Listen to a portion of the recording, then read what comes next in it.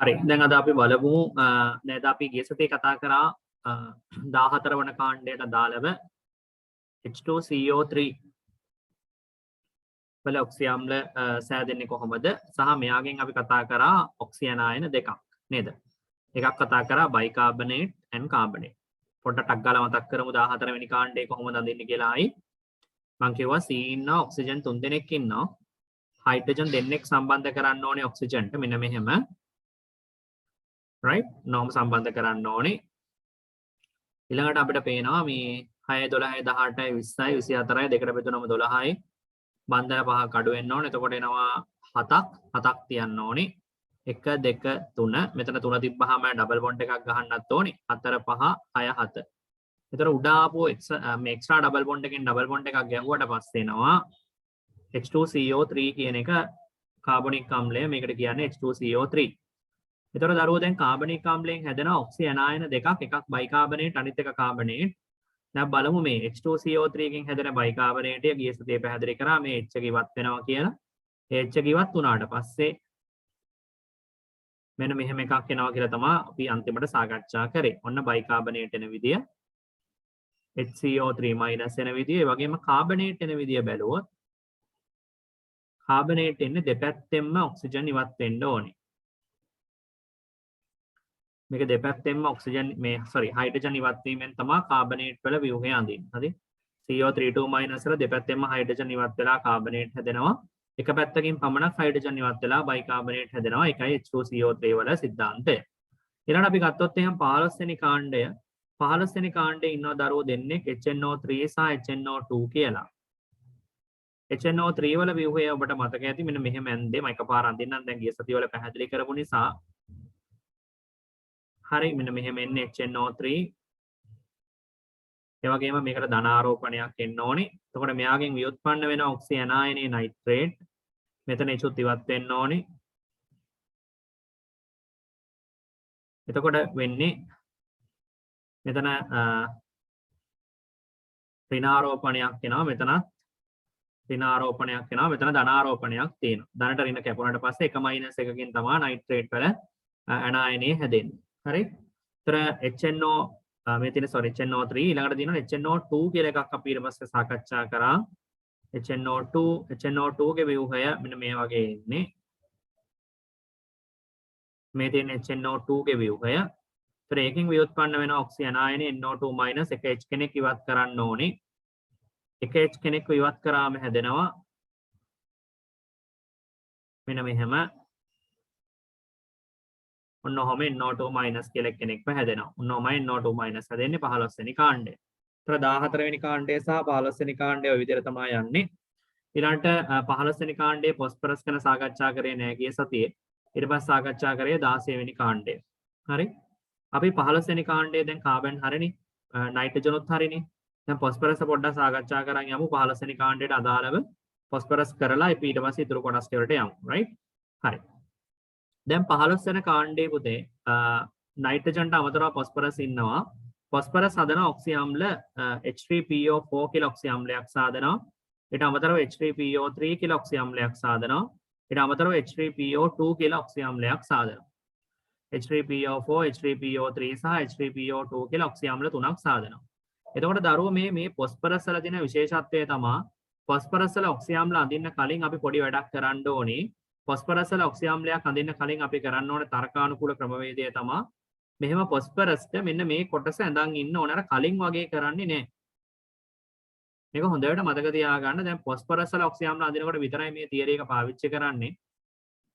ඒ කියන්නේ H3PO4, H3PO3 සහ H3PO2 කියන ඔක්සි අම්ල තුන අඳින්න දුන්නොත් එහෙම ඔයා මුලින්ම කරන්න ඕනේ අර කලින් කිව්වා වගේ මධ්‍ය පරමාණුවට සැකිල්ලක් සම්බන්ධ කරන්නේ නැහැ.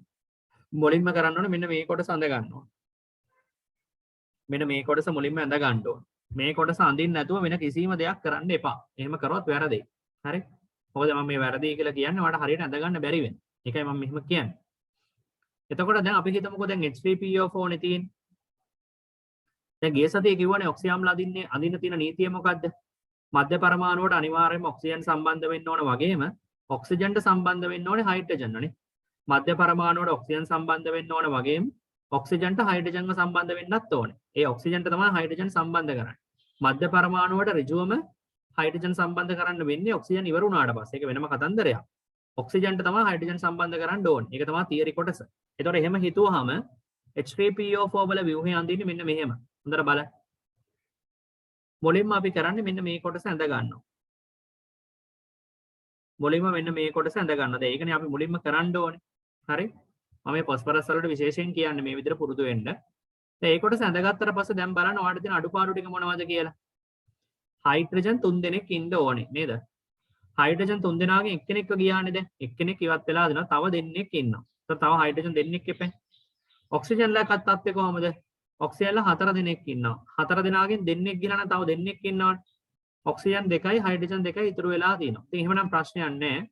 ඔක්සිජන් වලට ඒ හයිඩ්‍රජන් සම්බන්ධ කරන්න තියෙනවා. හරිනේ. ඔක්සිජන් දෙකකට හයිඩ්‍රජන් දෙකක් ඉතුරු වෙලා තිබුණා.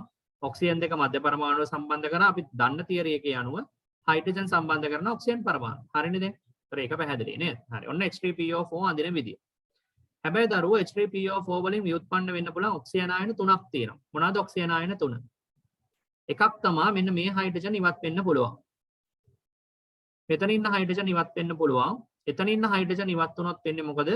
මෙතන ඉලෙක්ට්‍රෝන යුගලය මෙතෙන්ට එනවා. එතකොට අපිට එනවා H2PO4- කියන ව්‍යුහයනේ. එක H කෙනෙක් ඉවත් වුණා මෙන්න H2PO4- මෙන්න ව්‍යුහය අඳින විදිය. මේක අපි මෙහෙම මුලින්ම මේ කොටස. මෙතන ඉලෙක්ට්‍රෝන යුගලය මෙතෙන්ට ආවට පස්සේ මයිනස් වෙනවා. මෙතන ඔක්සිජන් හයිඩ්‍රජන් බන්ධනය. මෙතන ඔක්සිජන් හයිඩ්‍රජන් බන්ධනය. ඔන්න H2PO4- කියන ව්‍යුහය අඳින විදිය. ඒ වගේම එතන ඉන්න හයිඩ්‍රජන් වගේම පුතේ මෙතන ඉන්න හයිඩ්‍රජන් උත් ඉවත් වෙන්න පුළුවන්. එතන ඉන්න හයිඩ්‍රජන් උත් ඉවත් වුණොත් එහෙම අපිට දෙන්නේ H දෙකක්ම ඉවත් වෙලා ගියාම අලුත් ව්‍යුහයක් ඉන්නේ. හොඳට බැලුවොත් ඔයාලට පේනවා එක H එකයි එක H එකක් ඉවත් වෙනවා PO4 දැන් එක H එකයි ඉතුරු වෙලා තියෙන්නේ. ෆොස්ෆරස් ඉන්න ඔක්සිජන් 4 දෙනාම ඉන්නවා. මෙතන මයිනස් වෙයි මෙතන මයිනස් වෙයි දෙන්නෙක් එනවා දැන්. එතකොට 2 මයිනස් වෙනවා. ඊළඟ ව්‍යුහය මේ තියෙන H2PO4- මේ දැන් අඳින HPO4 2- බලන්න. ෆොස්ෆරස් ඉන්න ඔක්සිජන් ඉන්නවා. මෙතන ඉන්න හයිඩ්‍රජන් අයින් වෙන්න ඕනි. ඒතර මයිනස් එකක් එන්න ඕනේ ළමයි. හරි. ඒතර තව මෙතන ඉන්න ඔක්සිජන් උත් අයින් වෙනවා. ඒතර තව මයිනස් එකක් එන්න ඕනේ. ඒතර එක්කෙනෙක් විතරක් ඉතුරු වෙනවා. OH එක ඉතුරු වෙනවා. ඔන්නෝම වෙන්නේ. ඔය කැමති එක්කෙනෙක් අයින් කරන්න එහෙම මේ මෙතනින්ම අයින් කරන්න ඕනේ කියලා නීතියක් නැහැ. ඔයාලට කැමති එක්කෙනෙක් අයින් කරන්න පුළුවන්. හරි. ඊට පස්සේ දරුවෝ තව හයිඩ්‍රජන් කෙනෙක් අයින් කරොත් එතකොට එන්නේ PO4- ෆොස්ෆේට් කියන එක නෑ තමයි ඊළඟට එන්නේ. මෙතනනොත් හයිඩ්‍රජන් කෙනෙක් ඉවත් වෙනවා. ඔන්නෝම වෙන්නේ. එතනනොත් හයිඩ්‍රජන් කෙනෙක් ඉවත් වුණාම එන්නේ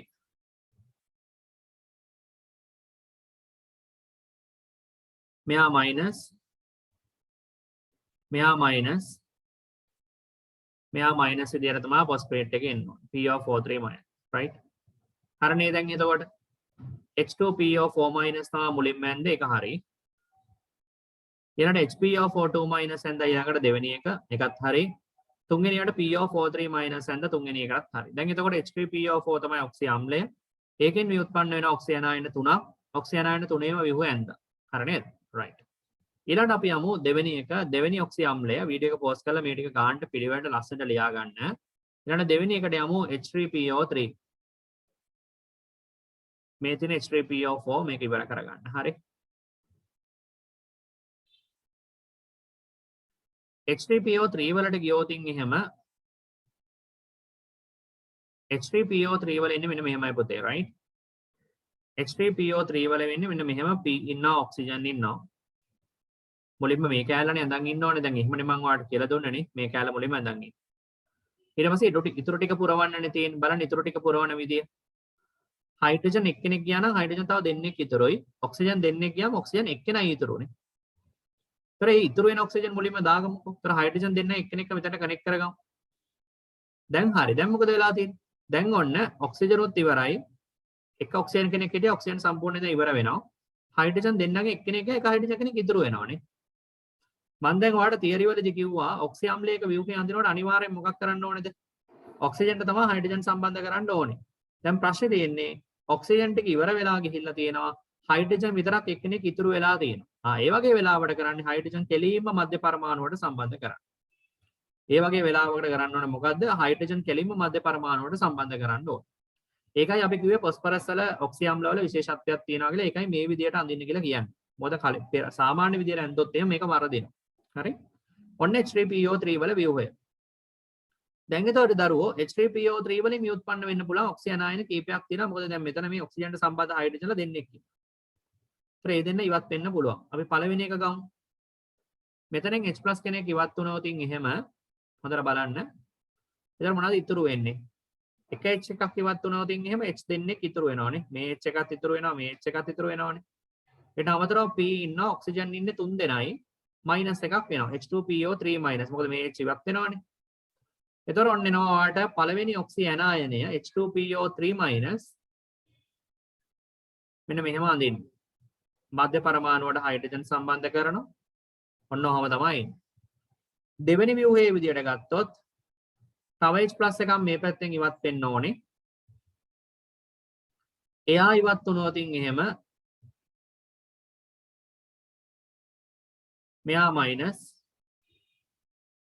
මෙයා මයිනස් මෙතනට H එකක් ඔන්න ඔහමයි වෙන්නේ. හරි? එතකොට මෙතන වෙන්නේ දරුවෝ එක H එකයි PO3 එකයි 2 මයිනස් එක. දැන් ඔයා හිතුවට මේ හයිඩ්‍රජන් ඉවත් වෙන්න පුළුවන් කියලා. එයා ඉවත් වෙන්න බෑ. මේ හයිඩ්‍රජන් ඉවත් වෙන්න බැරි වෙන්න හේතුව එයා කෙලින්ම මධ්‍ය පරමාණුවට සම්බන්ධ වෙලා තියෙන්නේ. කෙලින්ම ඍජුව මධ්‍ය පරමාණුවට සම්බන්ධ වෙලා නම් තියෙන්නේ. එයා ඉවත් වෙන්න හැකියාවක් නැහැ. ඒ නිසා එයාව අයින් වෙන්නේ නැහැ කියන එක මතක තියාගන්න. right? ඒ අනුව H3PO3 කියන ෆොස්ෆරස් ඔක්සි අම්ලයෙන් ව්‍යුත්පන්න වෙන්න පුළුවන් ඔක්සිජන් ආයන දෙකක් තියෙනවා. right? මොනවාද දෙක? එකක් H2PO3 අනිත් එක HPO3 2 හැබැයි H3PO4 ගෙන් ඔක්සිජන් ආයන තුනක් ව්‍යුත්පන්න වෙන්න පුළුවන්. මොකද හේතුව ඒ ඉන්න හයිඩ්‍රජන් තුන් දෙනාම අයින් වෙන්න පුළුවන්. අයින් වෙලා ඔක්සිජන් ආයන තුනක් සාදන්න පුළුවන්. H3PO3 වල ඉවත් වෙන්න පුළුවන් හයිඩ්‍රජන්ලා ඉන්නේ දෙදෙනයි. ඒ නිසා දරුවෝ ඒ දෙන්න විතරයි අයින් කරන්න වෙන්නේ. කොහොමද මතක තියාගන්න. right? ඊළඟට තුන්වෙනි අවස්ථාවට යන්නේ H3PO2. H3PO2 කියන ඔක්සි අම්ලයට ගියොත් එහෙම ෆොස්ෆරස් ඉන්නවා, ඔක්සිජන් ඉන්නවා. මෙන්න මේ කොටස මුලින්ම ඇඳන් ඉන්න ඕනේ. දැන් ඔය කොටස ඇඳපු ගාම අපිට තේරෙනවා මොකක්ද ඉන්න ප්‍රශ්නේ? ඔක්සිජන් දෙන්නත් ඉවරයි, ෆොස්ෆරස්ුත් ඉවරයි. හයිඩ්‍රජන් එක්කෙනෙක් ගියාම හයිඩ්‍රජන් දෙන්නෙක් ඉතුරුයි. ඉතුරු හයිඩ්‍රජන් දෙන්න සම්බන්ධ කරන ඔක්සිජන් පරමාණු මෙතන පේන්නේ නැහැ. එහෙමනම් කරන්න ඕන ඩිරෙක්ට්ලි හයිඩ්‍රජන් දෙන්න කනෙක්ට් කරන්න ඕනේ. වෙන කරන්න දෙයක් නැහැ. කොහොම තමයි H3PO2 අඳින්න වෙන්නේ. දැන් ඔයාලට තේරෙනවා මේකෙන් ව්‍යුත්පන්න වෙන ඔක්සිජන් ආයන කීයද තියෙන්න පුළුවන්. මේකෙන් ව්‍යුත්පන්න වෙන ඔක්සිජන් ආයන තියෙන්න පුළුවන් එකයි. ඇයි එහෙම කියන්නේ? පුතේ මේ හයිඩ්‍රජන් විතරයි දැන් අයින් වෙන්න හැකියාව තියෙන්නේ. මොකද හේතුව මේ හයිඩ්‍රජන් විතරක් අයින් වෙන්න හැකියාව තියෙනවා කියලා කියන්නේ මේ හයිඩ්‍රජන් විතරයි ඔක්සිජන්ට සම්බන්ධ වෙලා ඉන්නේ. ඊතර හයිඩ්‍රජන් දෙන්නම ඩිරෙක්ට්ලි සම්බන්ධ වෙලා ඉන්නේ ෆොස්ෆරස්ට. ඒතකොට ඉවත් වෙන්න හැකියාවක් නැහැ. මේ හයිඩ්‍රජන් විතරක් අයින් වුණාම මොකද වෙන්නේ? මෙන්න මෙහෙම මයිනස් charge එකක් එක්ක හයිඩ්‍රජන් දෙදෙනෙක් එනවා. හරි? එතකොට එන්නේ මේ තියෙන්නේ H2PO2 මයිනස්. මෙන්න මෙහෙමයි H2PO2 මයිනස් ඔක්සිජන් ආයනය හැදෙන්නේ. ඔතනින් එහාට වෙනත් ඔක්සිජන් ආයනයක් එම ඔක්සි අම්ලයෙන් සෑදෙන්න හැකියාවක් නැහැ. එහෙමනම් H3 ෆොස්ෆරස් සම්බන්ධයෙන් ඔන්න ඔක්සි අම්ල තුනක් තියෙනවා. H3PO4, H3PO3, H3PO2 කියලා. H3PO4 ගෙන් ව්‍යුත්පන්න වන ඔක්සිජන් ආයන 3 දෙනෙක් ඉන්නවා. H2PO4 HPO42 සහ PO43 ඊට අමතරව H3PO3 කියන ඔක්සි අම්ලයෙන් ව්‍යුත්පන්න ඔක්සිජන් ආයන දෙකක් තියෙනවා.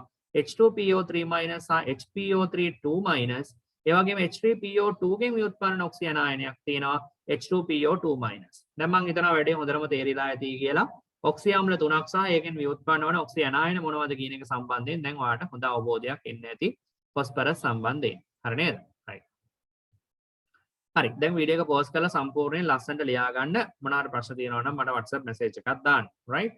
හරි අපි ඊළඟට යමු නයිට්‍රජන් ෆොස්ෆරස් අවසන් වුණාට පස්සේ 16 වෙනි කාණ්ඩේ අපි සල්ෆර් කතා කරානේ. මම කතා කරපු එක විතරක් ටක් ගාලා ආයි පාරක් මතක් කරන්නම්. සල්ෆර් වලට තියෙන ඔක්සි අම්ල දෙකක් එකක් H2SO3 සහ H2SO4 මේවා ගිය සතියේ වීඩියෝ එකේදී සාකච්ඡා කරපු නිසා මම නැවත පැහැදිලි කරන්න යන්නේ නැහැ. H2SO3 ඔය අඳින්න නැත්තේ මෙහෙම මම මේක මෙහෙම අඳින්නම්කෝ. මේක මේ හැඩයක් තියෙනවා අපි හැඩ ගැන දැම්ම කතා කරන්නේ නැහැ. හරි? ඔයා කැමති හැඩයකට ඇඳගත්තට දැනට ප්‍රශ්නයක් නැහැ. මම ඉස්සරහට කියලා දෙන්නම් හරි හැඩය තෝරගන්නේ කොහොමද කියලා. මේ තියෙන H2SO3. ඒතර මේකෙන් ව්‍යුත්පන්න වෙනවා එක ඔක්සි ඇනායනයක් තියෙනවා ළමයි. එකක් නෙමෙයි අතරම දෙකක් තියෙනවා. HSO3 බයිසල්ෆේට් කියන ඔක්සි ඇනායනය ව්‍යුත්පන්න වෙන්න පුළුවන් මෙහෙම. ඒ කියන්නේ එක ඔක්සිජන් කෙනෙක් එක හයිඩ්‍රජන් කෙනෙක් විතරක් ඉවත් වෙලා හදන්නත් පුළුවන් ඔක්සි ඇනායනයක්. ඒ වගේම තමයි මේකෙන් තව ඔක්සිජන් ආයනයක් සෑදෙන්න පුළුවන් හයිඩ්‍රජන් දෙන්නෙක් අයින් වුණාම අතරම හයිඩ්‍රජන් දෙන්නෙක් අයින් වුණාම මේ හයිඩ්‍රජන් උත් ඉවත් වුණොත් සල්ෆයිඩ් කියන ආයනය සෑදෙනවා. එතකොට එන්නේ මෙන්න මෙහෙම දෙන්නෙක් එනවා. හරි. හරි. ඔක තමයි සල්ෆියුරස් මේ සල්ෆියුරස් නේ.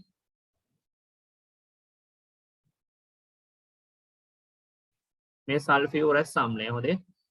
සල්ෆියුරස් අම්ලයට එතකොට අපි දන්නවා ඔක්සිජන් ආයන දෙකක් සෑදෙන්න පුළුවන් අම්ලයට අමතරව. ඊළඟට දෙන සල්ෆියුරික් අම්ලය.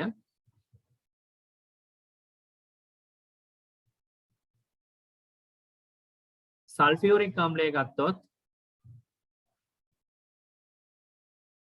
සල්ෆියුරික් අම්ලය මෙන්න මෙහෙම එන්නේ. මේ තියෙන්නේ සල්ෆියුරික් H2SO4 තමයි සල්ෆියුරික් අම්ලය. සල්ෆියුරික් අම්ලයෙන් එක හයිඩ්‍රජන් කෙනෙක් ඉවත් වීමෙන් හැදෙන්න පුළුවන් බයිසල්ෆේට් HSO4- කියන එකනා සහ හයිඩ්‍රජන් දෙදෙනාම ඉවත් වීමෙන් සෑදෙන්න පුළුවන් සල්ෆේට්. එක හයිඩ්‍රජන් කෙනෙක් ඉවත් වීමෙන් සෑදෙන සල්ෆේට් මෙන්න මෙහෙම වෙන්නේ.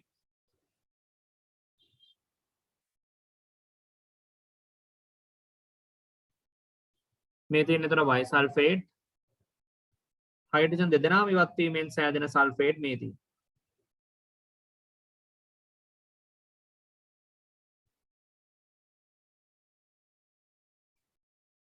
ඔය දෙන සල්ෆේට් රයිට් සල්ෆියුරික් අම්ලය මෙතන හයිඩ්‍රජන් දෙදෙනාම ඉවත් වෙලා තියෙන. මොනවා මෙතනත් අපිට එහෙම අර හයිඩ්‍රජන් දෙදෙනෙක් ඉවත් වෙන නිසා දෙකක් දාගන්න පුළුවන් මෙතන තුනක් දාගන්න පුළුවන්. මෙතන දෙකක් දාගන්න පුළුවන් මෙතන නම් එකයි. හරි ඔන්න ඔහොමයි ඉතින් ඔක්සිජන් ආයන ටික හැදෙන්නේ. මේ තියෙන සල්ෆර් වල අපි මේවා ගිය සතියේ සාකච්ඡා කරන නිසා ඉක්මනට මේ පැහැදිලි කරන්න ගියේ නැහැ අඳින විදිය. ඔය විදියට තමයි ඉන්නේ. හරි. හරි. දැන් ඊළඟට අපිට තියෙන අපි ගිය සතියේ නැවත සාකච්ඡා නොකරපු කොටසක් තියෙනවා 17 වෙනි කාණ්ඩයට අදාළව.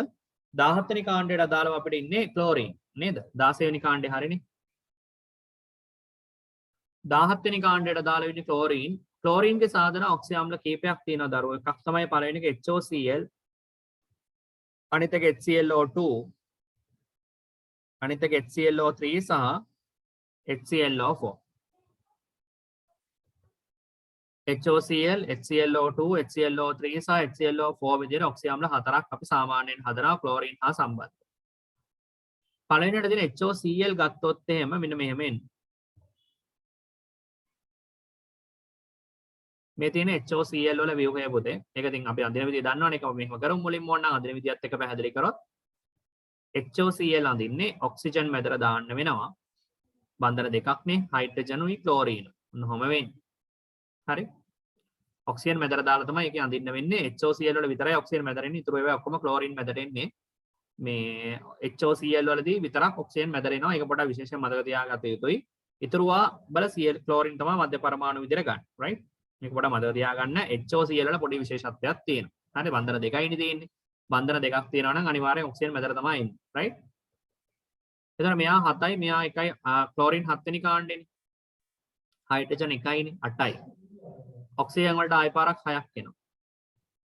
14 දෙකට බෙදුණා වෙනවා 7ක්. 7න් බන්ධන දෙකක් ගියාම එනවා 5ක්. ඒතර 1 2 3 හයිඩ්‍රජන්ට දෙන්න යන්නේ නැහැ. 4යි 5යි. ඔන්න ඔහමයි වෙන්නේ. දැන් ජලය අඳින විදිහටම තමයි පුතේ ඔය තියෙන ජලයම තමයි එක H එකක් Cl වෙලා විතරයි තියෙන්නේ. ඒකයි ඔහම එන්නේ right? හරි. ඒතර HOCl වල HOCl ඔක්සි අම්ලය හයිපොක්ලෝරස් ඇසිඩ් කියලා අපි සාමාන්‍යයෙන් ඔකට කියන්නේ. ඕකෙන් එක ව්‍යුත්පන්න වන ඔක්සි ඇනායනයක් තියෙනවා. එක හයිඩ්‍රජන් කෙනෙක් අයින් වුණොත් එක හයිඩ්‍රජන් කෙනෙක් අයින් වෙන්න පුළුවන්. ඒතර මෙතන ඉන්න හයිඩ්‍රජන් අයින් වුණොත්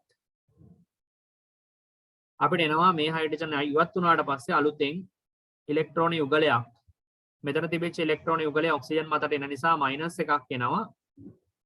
එතකොට දරුවෝ එනවා මෙන්න මේ ඇනායනි. මේකට කියන්නේ OCl මයිනස්. හොඳේ. OCl මයිනස් ඔක්සිජන් ආයනය තමයි යාගෙන් ව්‍යුත්පන්න වෙන්න පුළුවන් එකම ඔක්සිජන් ආයනය විදිහට අපි දකින්නේ. ඊළඟට අපි ගත්තොත් එහෙම HClO2 කියන ව්‍යුහය අපි ඊළඟට අඳිමු. ටික ටික අඳිමු නේද? HClO2 වලට යන්නකො ඊළඟට. HClO2 වල මොන මධ්‍ය පරමාණුවට ක්ලෝරින් ඔක්සිජන් දෙන්නෙක් ඉන්නවා. හයිඩ්‍රජන් එක්කෙනා ඉන්නේ. ඒ හයිඩ්‍රජන් එක්කෙනෙක් ඔක්සිජන්ට සම්බන්ධ කරන්නේ. ඔන්නෝමයි වෙන්නේ. දැන් අපි ගණන් කරොත් එහෙම ක්ලෝරින් 7යි, මෙයා 6 6 12යි. 12යි 1යි 13යි 13යි 7යි 20ක් එනවා ඔක්කොම හරි. ක්ලෝරින්ට 7යි 6 6 12යි 19යි හයිඩ්‍රජන් 1යි 20යි. 20 දෙකට බෙදුනම එනවා 10ක්. 10න් 3ක් ගියාම එනවා 7ක්. ඒතර 1 2 3 4 5 6 7. ඔන්න ඔහමයි වෙන්නේ. හරි. ඔන්න ඔහමනේ වෙන්නේ. හැබැයි දැන් ඔයාලට පේනවා ක්ලෝරින් අයත් වෙන්නේ කීවෙනි ආවර්තයටද ළමයි? ක්ලෝරින් අයත් වෙන්නේ 3 වෙනි ආවර්තයට. ආවර්තාවකුවක් බැලුවොත් ඔයාලට පේන්නේ ක්ලෝරින් අයත් වන්නේ 3 වෙනි ආවර්තයට. 3 වෙනි ආවර්තයේ ඉලෙක්ට්‍රෝන 8කට වඩා වැඩිපුර තියාගන්න හැකියාව තියෙනවා. නේද? ක්ලෝරින්ට ඉලෙක්ට්‍රෝන 8කට වඩා වැඩිපුර තියාගන්න හැකියාව තියෙනවා. ඒ නිසා යාට ඕන තරම් වටේට ඉලෙක්ට්‍රෝන තියාගන්න පුළුවන්. එහෙමනම් මෙහෙම තිබ්බොත් එහෙම එයාට මයිනස් එකක් එන නිසා එයාට මයිනස් එක කියන එක නවත්ත ගන්න අපිට පුළුවන් මෙතන ඉලෙක්ට්‍රෝන යුගලය මෙතෙන්ට දෙන. දැන් ඔයා ඒක දන්නවනේ. ද්විත්ව බන්ධන සාදන්න පුළුවන් කියලා ඔක්සිජන්ට. හැදුවේ නැත්නම් ඍණ එකක් එනවා. දැන් නයිට්‍රජන් වගේ මධ්‍ය පරමාණු වල ඉන්නකොට අපි ද්විත්ව බන්ධන සාදික සැලකිලිමත් වෙන්න ඕනේ මධ්‍ය පරමාණු වලට ඉලෙක්ට්‍රෝන 8කට වඩා වැඩිපුර වැඩි වෙනවද කියලා. මොකද යාට 8කට වඩා වැඩිපුර තියාගන්න බෑ. ඒ වගේ වෙලාවට වෙන්නේ ආරෝපණයක් වෙනවා. ඒ නිසා ක්ලෝරින්ට එහෙම ප්‍රශ්නයක් නැහැ. හරි? ඒතර ඔන්න ඔක තමයි ව්‍යුහයේ විදිහට අපිට ගන්න වෙන්නේ. ආරෝපණය ඉන්නේ නැහැ ක්ලෝරින්ට. බලන්න ක්ලෝරින් ඕන ආරෝපණය වෙනවද කියලා බලන්න.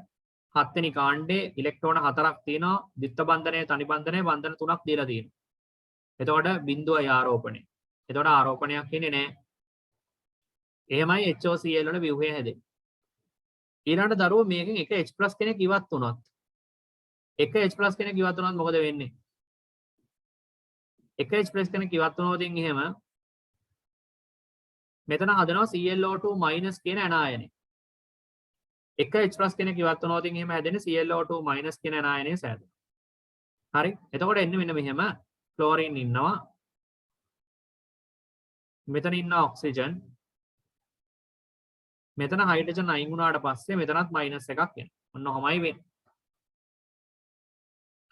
එතකොට ClO2- විදියට එන්නේ ඔන්න ඔය විදියට right? Cl ඉන්න ඔක්සිජන් ඉන්නවා ඩබල් බොන්ඩ් එකක් තනි බන්ධනයේ තියෙන හයිඩ්‍රජන්ගේ ලෝන් පෑයක් යන ඔක්සිජන්ට තර ClO2-. right? ඔක තමයි HClO2 කියලා කියන්නේ. හරි නේද? ඊළඟට අපි ගියොත් එහෙම HClO3 ක්ලෝරින් මැදට දාගන්න දැන් try කරන්න වීඩියෝ එක පෝස්ට් කරලා ඔක්සිජන් 3 දෙනෙක් ඉන්නවා. හයිඩ්‍රජන් එක්කෙනා ඉන්නේ එක්කෙනෙකුට සම්බන්ධ කරමු. දැන් අපි ඉලෙක්ට්‍රෝන ගණන් කරලා දාගෙන යන්න තියෙන්නේ. 6යි 12යි 18යි 19යි 19යි 26යි 26 දෙකට බෙදුනම 13යි 4ක් ගියාම 9යි 9 දෙන් 1 2 3 4 5 6 7 8 9 ඔන්න 9 දෙන විදිය. දැන් අපි දන්නවා ඔක්සිජන් තනියෙන් තියන්න හොඳ නැහැ ඩබල් බොන්ඩ් ගහන්න ඕනේ. එහෙම ඩබල් බොන්ඩ් ගහන්න නම් මධ්‍ය පරමාණු අරට වඩා වැඩිපුර තියාගන්න පුළුවන් වෙන්න ඕනේ. ක්ලෝරින්ට මධ්‍ය පරමාණුට වඩා තියාගන්න පුළුවන්. ඒ නිසා අපි ද්විත්ව බන්ධන 3ක් ගහමු. ඒතර මේකත් ද්විත්ව බන්ධනයක් කරන්න ඕනේ. මේකත් ද්විත්ව බන්ධනයක් කරමු. එතකොට අපිට ගන්න පුළුවන් මෙතනත් ද්විත්ව බන්ධනයක් මෙතනත් ද්විත්ව බන්ධනයක් ගමුවම දැන් හරි. හරිනේ? right. එතකොට මේකේ H එකක් ඉවත් වුණාම එයාගේ ඔක්සිජන් ආයනය හැදෙනවා මොකද්ද? ClO3- ක්ලෝරේට් අයනය සෑදෙනවා. එක H එකක් අයින් කරනකොට මේ හයිඩ්‍රජන් අයින් වෙනවා. එතකොට එනවා ද්විත්ව බන්ධන දෙකක් සහිත ඔක්සිජන්ලා දෙන්නෙක් එනවා. ඊට අමතරව හයිඩ්‍රජන් ඉවත් වුණාට පස්සේ මයිනස් charge එකක් එනවා. ඔන්න ඔහමයි ClO3- ගේ ඔක්සි අම්ලය අඳින්නේ. ඊළඟට අපි ගමු අවසාන ඔක්සි අම්ලයේ ක්ලෝරින් සම්බන්ධව perchloric acid HClO4 ක්ලෝරින් මැදට එන්න ඕනි ඔක්සිජන් 4 දෙනෙක් ඉන්නත් ඕනි. එක ඔක්සිජන් කෙනෙක්ට හයිඩ්‍රජන් කෙනෙක් සම්බන්ධ වෙන්න ඕනේ. හරි. 6යි 12යි 18යි 24යි 25යි 25යි 7යි 32ක් වෙනවා. 32 බෙදුවම දෙකෙන් 16යි 1 2 3 4 5ක් අඩු කරන්න ඕනේ 11ක් එන්න ඕනේ. ඒත් 11ක් දෙන්නේ මෙන්න මෙහෙමයි.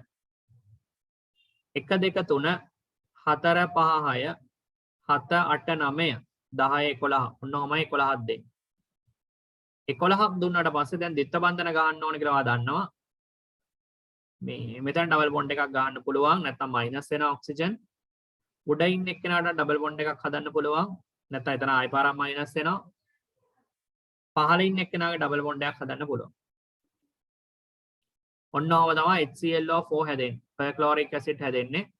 එයාගෙන් H+ එකක් අයින් වුණොත් එහෙම හැදෙනවා ClO4- පර්ක්ලෝරික් ඇසිඩ් ක්ලෝරේට් අනායනය.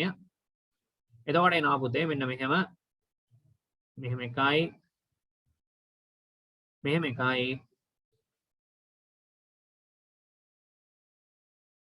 ඔන්න ඔහමයි ක්ලෝරේට් අනායනය හැදෙන්නේ. ClO4- හැදෙන්නේ ඔහොම. දැන් එතකොට HOCl, HClO2, HClO3 සහ HClO4 කියන ව්‍යුහවල ඔක්සිජන් ආයන සෑදෙන්නේ ඔන්න ඔය විදියට.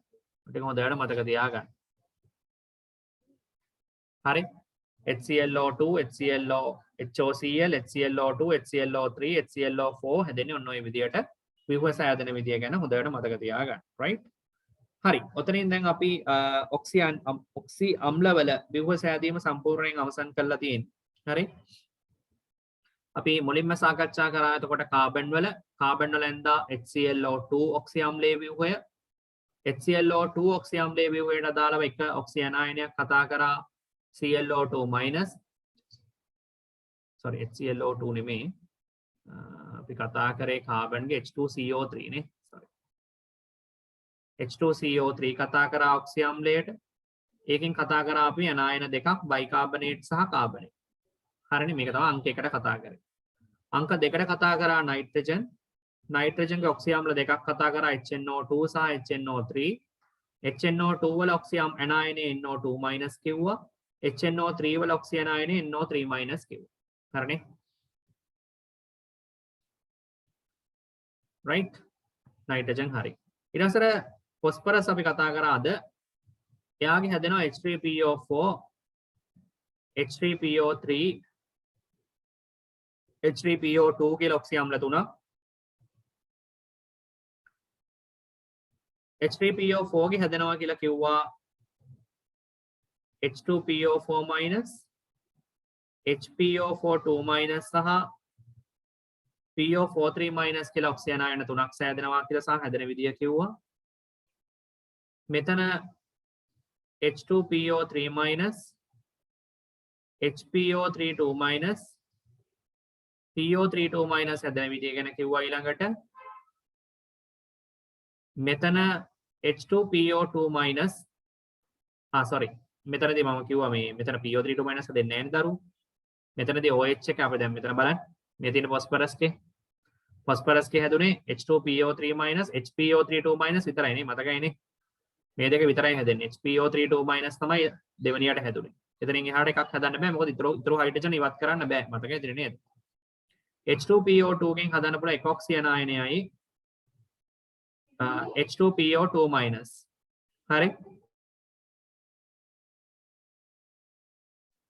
H2PO2- විතරයි හැදෙන්න පුළුවන් එක ඔක්සිජන් ආයනයක් විදියට. එතකොට නයිට්‍රජන්ට ඔක්සි අම්ල දෙකයි ඔක්සිජන් ආයන දෙකයි ෆොස්ෆරස්ට ඔක්සි අම්ල 3යි ඔක්සි අනායන පළවෙනි එකට 3යි දෙවෙනි එකට 2යි තුන්වෙනි එකට 1යි. ඊළඟට කතා කරන්නේ 16 වෙනි කාණ්ඩයේ සල්ෆර් H2SO4 සල්ෆියුරික් ආම්ලය හදනවා.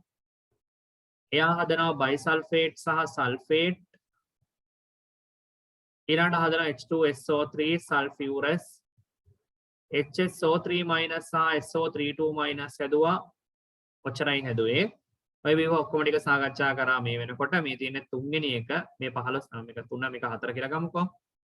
අන්තිමට කතා කරේ දරුවෝ ක්ලෝරීන් ගැන.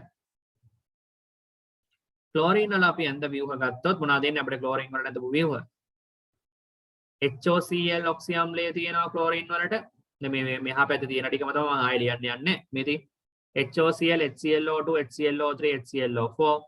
එකෙන් හැදෙන OCl-, ClO2-, ClO3- සහ ClO4- විදියට ඔන්න හතරක් හදා ගන්න අපිට හැකියාව තියෙනවා. හරි නේද? right. ඔන්න ඔහොම තමයි පුතේ එතකොට ඔක්සි අම්ල වල ව්‍යුහ අඳින්නේ. හරි right. දැන් එතකොට උතනින් අවසාන වෙනවා ඔක්සි අම්ල වල ව්‍යුහ නිර්මාණය කිරීම සම්බන්ධ සිද්ධාන්ත කරුණු උතනින් අවසාන වෙනවා. එතකොට අපි මුලින්ම ලුයිස් ව්‍යුහ ගිය සතියේ වීඩියෝ එකෙන් සහ ගිය සතියේට පෙර සතියේ වීඩියෝ එකකින් අපි සාකච්ඡා කරා කොහොමද ලුයිස් අම්ලයක් නිර්මාණය කරන්නේ. සරල ලුයිස් අම්ල අපි 40කට ආසන්න ප්‍රමාණයක් අඳින විදිය පැහැදිලි කරා. ඊට පස්සේ ඔක්සි අම්ලයක් කියන්නේ මොකක්ද? ඔක්සි අම්ලයක් හඳුනාගන්නේ කොහොමද සහ ඔක්සි අම්ලයකදී ඔක්සිජන් හයිඩ්‍රජන්ට සම්බන්ධ කරන්න අවශ්‍ය වෙන සිද්ධාන්ත පැහැදිලි කිරීම මොකක්ද කියන එක පැහැදිලි කරා. අවසාන වශයෙන් මේ වෙනකොට අපි දැන් සාකච්ඡා කරගෙන තියෙනවා ඔක්සි අම්ල සියලුම ඔයාගේ ආවර්තා වගුවේ සහ සිලබස් එකට අදාළව පවතින සියලුම ඔක්සි අම්ලවල ව්‍යුහ සෑදීම සම්බන්ධයෙන් මට එක සල්ෆර් සම්බන්ධයෙන් පොඩ්ඩක් මතක් කරන්න ඕනේ. තව ඔක්සි අම්ලයක් මෙතන තියෙනවා. මට ඒක අමතකුණා කියන්න. මෙන්න මේ සල්ෆර් සම්බන්ධ තව එක ඔක්සි අම්ලයක් තියෙනවා. මම ඒක ඉහා පැත්තේ පිටුවට අඳින්නම්. මේ සල්ෆර් වල අපි දැන් කතා කරපු ඔක්සි අම්ල තියෙන දෙකයිනේ ළමයි. H2SO4 සහ H2SO3 නේ. දැන් මම මේ දෙක ගැන කතා කරන්න යන්නේ. තව එක ඔක්සි අම්ලයක් තියෙනවා මෙන්න මෙහෙම මේ H2S2O3 කියලා. මේකට කියන්නේ තයසල්ෆියුරික් අම්ලය. මේකට කියන්නේ තයෝ සල්ෆියුරික් අම්ලය. මෙන්න මේකත් අපි සුට්ටක් මෙතරම කියාගන්න එක හොඳයි. තයසල්ෆියුරික් අම්ලයත් සල්ෆර් සම්බන්ධ වෙන අවස්ථාවක් නිසා අපි ඒක ගැන පොඩ්ඩක් සාකච්ඡා කරමු. තයසල්ෆියුරික් අම්ලයේදී පුතේ මෙන්න මෙහෙම වෙන්නේ. හයිඩ්‍රජන් දෙන්නෙක් කනෙක්ට් වෙන්න ඕන ඔක්සිජන්ට. සිංගල් බොන්ඩ්ස් වලින් සම්බන්ධ කරන්න ඉතුරු අය මෙන්න මෙහෙම. හරි? අර තියරි එකම තමයි. H2S2O3 වල සල්ෆර් දෙන්නෙක් ඉන්නවා, ඔක්සිජන් 3 දෙනෙක් ඉන්නවා. හයිඩ්‍රජන් සම්බන්ධ කරන්න ඕන ඔක්සිජන්ට මධ්‍ය පරමාණුවට සල්ෆර් ඩිරෙක්ට්ලි සම්බන්ධ කරන්න. තර ඔක්සිජන් 6 12 18 මෙයා සල්ෆර් 6 වෙනි කාණ්ඩෙනේ. 6 12 18යි 24යි උඩ සල්ෆර් 30යි 32ක් එන්නේ. 32 දෙකට බෙදුනම 16ක් එනවා. 16 යනවා 1 2 3 4 5 6. එතකොට එන්නේ 10යි. තර 1 2 3 4 5 6 7 8 9 10 විදිහට තමයි එන්නේ. ඒතර උඩ ඉන්න සල්ෆර්ගේ ඩබල් බොන්ඩ් එකක් හදන්න වෙනවා. නැත්තම් මේ ආරෝපණයක් වෙනවනේ මධ්‍ය පරමාණු ඉන්න සල්ෆර් 13 වෙනි ආවර්තයට අයත් වෙන්නේ. ඒතකොට යාට ඉලෙක්ට්‍රෝන 8කට වඩා වැඩිපුර තියාගන්න පුළුවන්. ඒ නිසා මෙතන දිත්ත බන්ධනයක් සාදන්න, මෙතනත් දිත්ත බන්ධනයක් සාදන්න. එහෙම හැදුවේ නැත්තම් මයිනස් charge එකක් එනවනේ ළමයි. 6 වෙනි කාණ්ඩයයි දිත්ත බන්ධන හැදුවේ නැත්තම් මයිනස් charge එකක් එනවා. මම හිතනවා ආයෙක පිළිබඳව දැනුවත් කියලා. එතකොට මේක ඇත්ත ව්‍යුහ වෙන්න ඕනේ කොහොමද? මෙතන ඩබල් බොන්ඩ් එක අපලා අපි කෙලින්ම මේ දිත්ත බන්ධනයක් හඳිමු නේද? මෙතනත් ඩබල් බොන්ඩ් එක අයින් කළා දිත්ත බන්ධනයක් හදමු. මෙන්න පුතේ H2S2O3 වල ව්‍යුහය. තයසල්ෆියුරික් වල ව්‍යුහය. ඒතර මේකිනුත් ඔක්සිජන් ආයන දෙකක් හැදෙන්න පුළුවන්. මොකද්ද දෙක? එකක් තමයි එක H එකක් ඉවත් වෙලා හැදෙන්න පුළුවන්. එක H එකක් ඉවත් වුණාට පස්සේ HS2O3 මයිනස්. හැබැයි මේක නම් හැදෙනවා ඊටාම කලාතුරකින් තමයි මේක හැදෙන්නේ. හරි? මොකද එක H එකක් විතරයිනේ අයින් වෙන්නේ. එක H එකක් විතරක් අයින් වෙලා මේකේ ව්‍යුහයක් සෑදෙන අවස්ථා ඊටාම අඩුයි. ඒ කියන්නේ මෙහෙම ව්‍යුහයක් තියෙන විදියක් නෑ වගේ. මෙහෙම ව්‍යුහයක් සාමාන්‍ය කොලයි සිලබස් එකෙත් නෑ. මේකේ හැදෙන්න දෙන chance එක ඊටාම අඩුයි. මම චූටි තරු ලකුණක් දාන්න ඒ නිසා හැදෙන්න පුළුවන් හොඳම එනායනය තමයි මේ හයිඩ්‍රජන් දෙන්නම ඉවත් වෙලා සෑදෙන එක. ඒ කියන්නේ S2O3 2- thiosulfate එනායනය. මෙන්න මෙහෙම. හරි?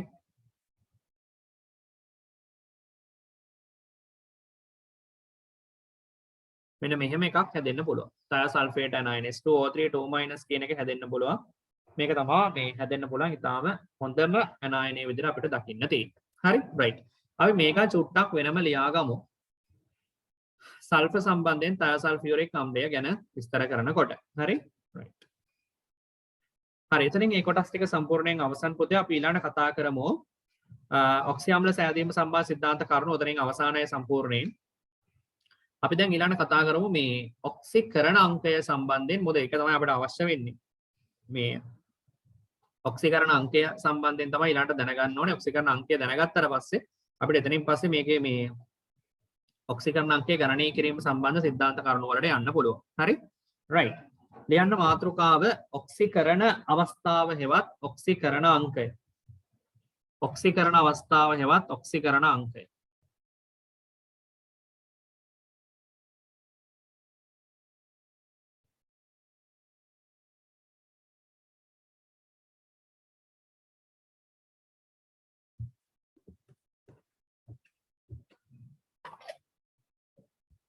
ඔක්සිකරණ අවස්ථාව හෙවත් ඔක්සිකරණ අංකය කියලා මාතෘකාව ලියන්න.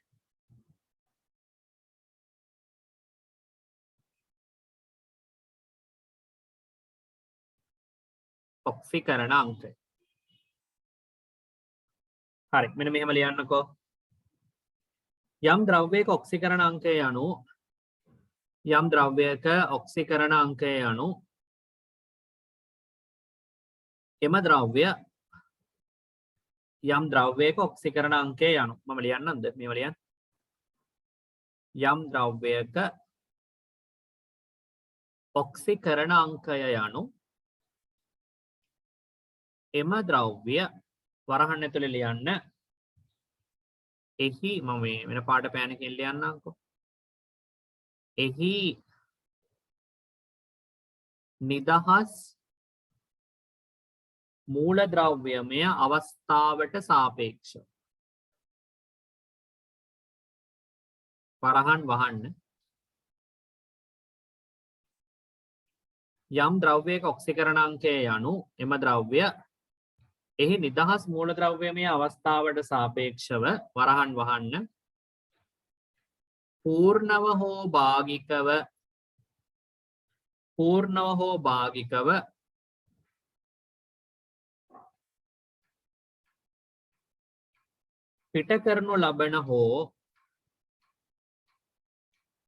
පිට කරනු ලබන හෝ ලබාගනු ලබන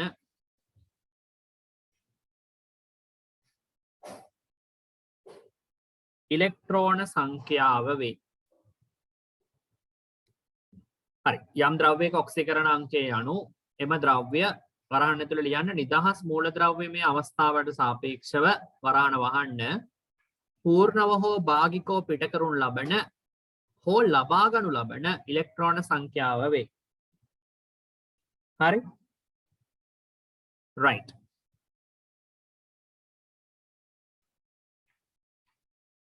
රතු පෑනෙන් ලියන්න මෙන්න මෙහෙම යටින්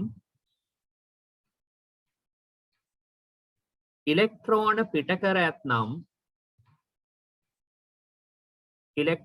පිට කර ඇතනම් ඔක්සිකරණ අංකය ධනවන අතර ඉලෙක්ට්‍රෝන ලබාගෙන ඇතනම් ඔක්සිකරණ අංකය ඍණ වේ. ඉලෙක්ට්‍රෝන පිට කර ඇතනම් ඔක්සිකරණ අංකය ධනවන අතර ඉලෙක්ට්‍රෝන ලබාගෙන ඇතනම් ඔක්සිකරණ අංකය ඍණ වේ කියලා ලියා ගන්න. හරි හරි දැන් ඔන්න ඒ ටික හරියා. ඔක්සිකරණ අංකය ධන වෙන අවස්ථාව සහ ඔක්සිකරණ අංකය ඍණ වෙන අවස්ථාව හරි. දැන් හොඳට අහන් ඉන්න මම මේ කියන කරුණු ටික. හරි දැන් පොතේ මේ ඔක්සිකරණ අංකය මේ අයනික සංයෝග වලට සහ සංයුජ සංයෝග වලට ඔක්සිකරණ අංකය දැනෙන විදිය වෙනස්. මම උදාහරණයක් කියන්නම්කෝ. දැන් ඔයාලට මතකයිනේ සෝඩියම් ක්ලෝරයිඩ්. අපි පළවෙනි උදාහරණය ලියමු NaCl ගන්නකො. දැන් NaCl වල තියෙන්නේ කොහොමද? මේ NaCl කියන එක හැදෙන්නේ සෝඩියම් කියන එක මුලින්ම සෝඩියම් ප්ලස් වෙන්න එපා. මොන ඔහමනේ. ක්ලෝරින් එක කොහොමද හැදෙන්නේ? ක්ලෝරින් එක ඉලෙක්ට්‍රෝන එකක් ලබාගෙන තමයි Cl- වෙන්නේ. මොන ඔහම තමයි වෙන්නේ නේද? එතකොට දරුවෝ දැන් ඔයාලට තේරෙනවා සෝඩියම් එක සම්පූර්ණයෙන්ම ඉලෙක්ට්‍රෝනයක් පිට කරලා තමයි මෙතන හදලා තියෙන්නේ Na+. ඒතර Cl හැදලා තියෙන්නේ Cl ගේ මයිනස් එකන්නේ. ඒතර මේව වෙලා අයනික සංයෝග හරි. අයනික සංයෝගයක ඔක්සිකරණ අංකය ගන්න ඉතාම සරලයි. එයා හදන කැටායනය තමයි ඔක්සිකරණ අංකය වෙන්නේ. ඒතර මෙතන සෝඩියම්ගේ ඔක්සිකරණ අංකය ඇහුවොත් සෝඩියම්ගේ ඔක්සිකරණ අංකය ධන 1යි. ඇයි ඒ? එයා හදලා තියෙන්නේ මෙතන ධන 1ක්නේ. ඉලෙක්ට්‍රෝනයක් සම්පූර්ණයෙන් පිට කරලා දෙනවා. ඉලෙක්ට්‍රෝන එකක් පිට කරපු නිසා ධන 1යි එන්නේ. මෙයාගේ ඔක්සිකරණ අංකය ඇහුවොත් ධන 1. ඒතර ක්ලෝරින්ගේ ඔක්සිකරණ අංකය ඇහුවොත් එහෙම එයා ඉලෙක්ට්‍රෝනයක් ලබාගෙන තියෙනනේ. සම්පූර්ණ වශයෙන් ඉලෙක්ට්‍රෝනයක් ලබාගෙනනේ තියෙන. එහෙනම් එයාගේ ඔක්සිකරණ අංකය ඍණ 1. හොඳට තේරුම් ගන්න. මෙන්න අයනික සංයෝගවල ඔක්සිකරණ අංකය ගන්න විදිය. ඒක ලියා ගන්න. වීඩියෝ එක පෝස් කරලා ලියා ගන්න. ඊළඟට ගන්න MgCl2 බලන්න කොහොමද හැදිලා තියෙන්නේ? මැග්නීසියම් 2+ වෙලා ඉලෙක්ට්‍රෝන දෙකක් මුදා හරින.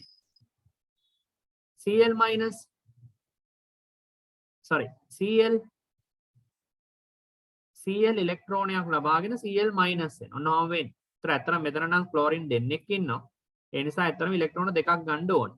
ඒතර කොහොම වෙලා තියෙන්නේ? ඒතර එහෙමනම් ඇත්තටම මැග්නීසියම් වල ඔක්සිකරණ අංකය කීයද? ධන 2යි. ක්ලෝරින් වල ඔක්සිකරණ අංකය ඍණ 1යි. දැන් ඍණ 2ක් කියලා දාන්නේ. ඍණ 2 වෙන්නේ දෙන්නමනේ. එක්කෙනෙක්ගේ ඔක්සිකරණ අංකය තමයි මම මේ අහන්නේ වාගේ. හොඳේ. ඒතර මැග්නීසියම් වලට එන්න ඕන ධන 2, ක්ලෝරින්ට එන්න ඕන ඍණ 1. පැහැදිලි නේද? අපි තව උදාහරණයක් බලමුද? තව උදාහරණයක් අපි ගමු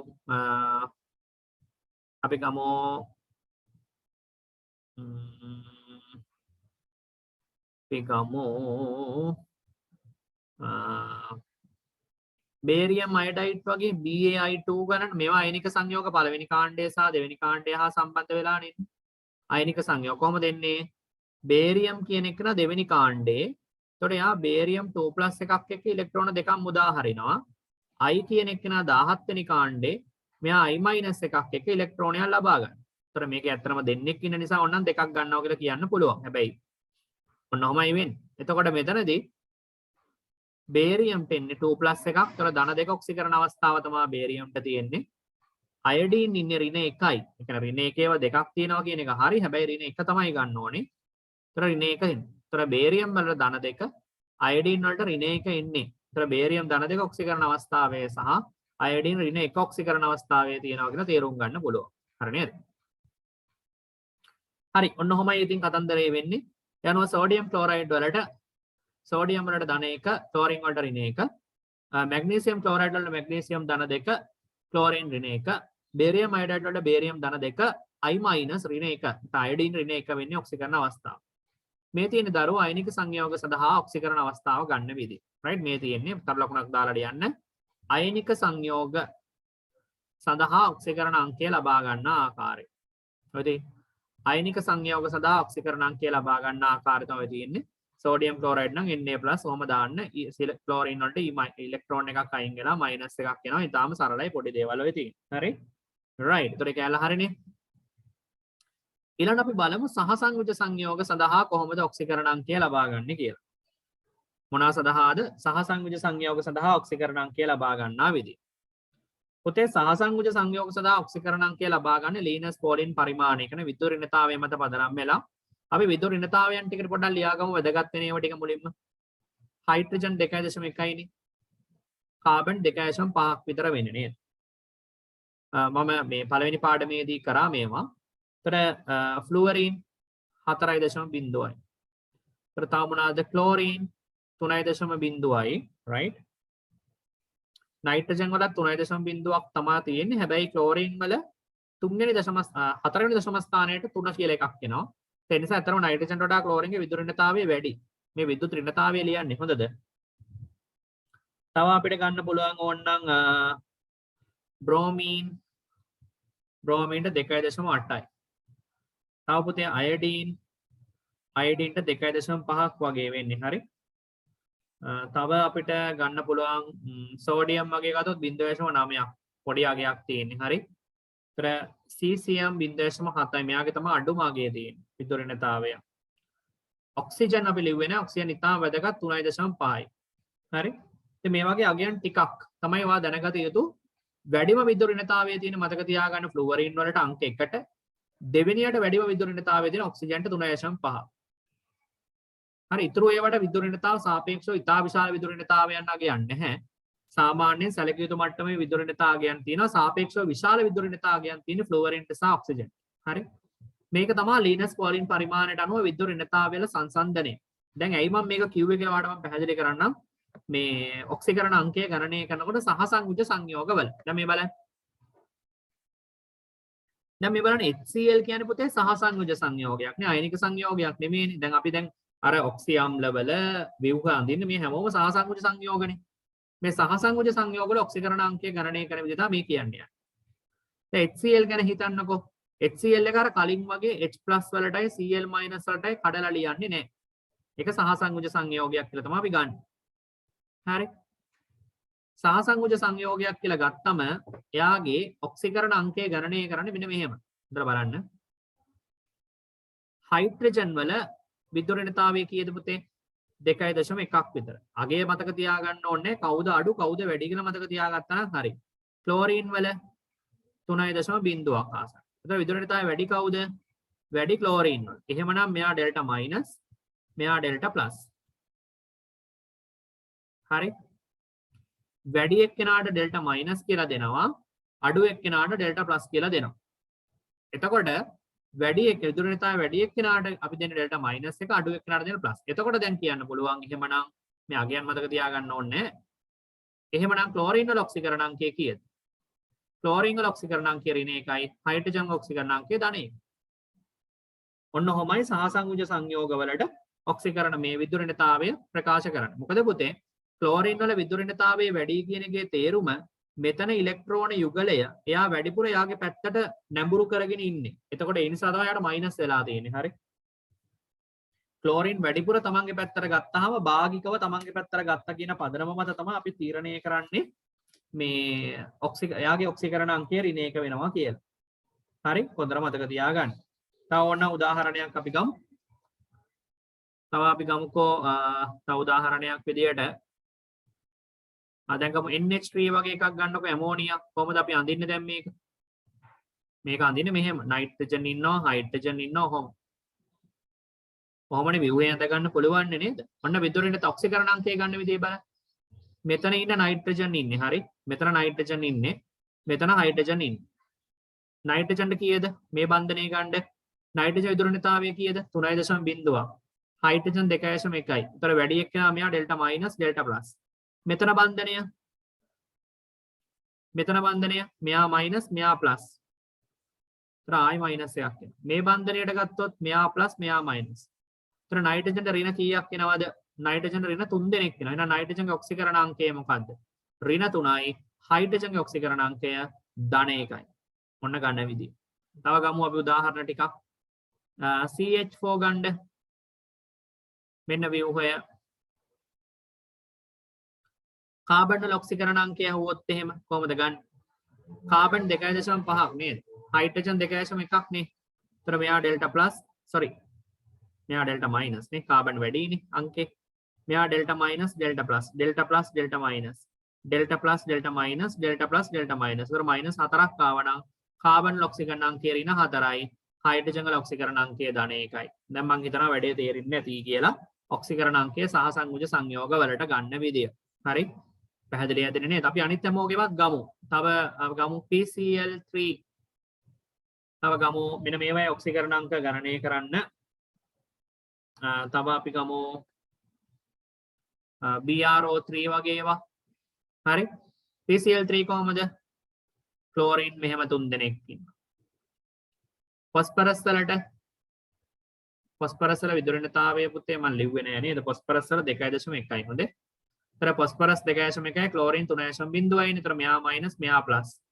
කොහොමත් වඩා විද්‍යුත් ධන එක්කෙනානි මැදට ගන්න. ඒතර එහෙමත් හිතන්න පුළුවන්. මයිනස්. ඒතර අනිවාර්යෙන් ප්ලස් කියලා. ඒතර ධන 3 ඉන්නේ. ફોස්ෆරස් ඉන්නේ ධන 3, ක්ලෝරින් ඉන්නේ ඍණ 1. BrO3 මයිනස් අඳින්න තනියෙන් මෙහෙම එන්නේ 1 2 3 4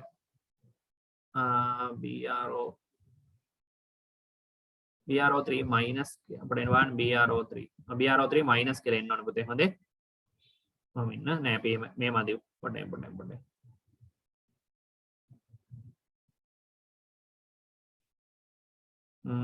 ඉන්නකෝ එක මේ මදින්නකෝ. BrO2 එකක් අඳින්න. BR එකක් අඳින්න, ඔක්සිජන් දෙන්නෙක් අඳින්න, ෆ්ලුවරින් එකක් අඳින්න. හරි. right එතකොට මෙහෙමනේ එන්නේ නේද ඔව් මොන්න ඔබ දා ව්‍යුහේ එන්නේ බලන්න බ්‍රෝමීන්ගේ ඔක්සිකරණ අංකය මෙයා මයිනස් මෙයා ප්ලස් හරි බ්‍රෝමීන්ගේ 2.8යි ඔක්සිජන්ගේ 3.5යි මෙයා මයිනස් මෙතන පොඩ්ඩක් බලන්න ඕනේ මෙන්න මෙහෙමද මේ දිත්ත බන්ධනයකට පොඩ්ඩක් වෙනස් වෙනවා ළමයි හොඳේ හොඳට බලන්න දැන් මෙතන දිත්ත බන්ධනයක් නේ එතකොට ගන්න මේ බන්ධන දෙකට වෙන වෙනම ගන්න ඕනේ මේ උඩ බන්ධනයේට මෙයා මයිනස් මෙයා ප්ලස් යට බන්ධනයේටත් මෙයා මයිනස් මෙයා ප්ලස් හොඳේ ඒතර එතනින් ධන දෙකක් එනවා මෙතනත් එහෙමයි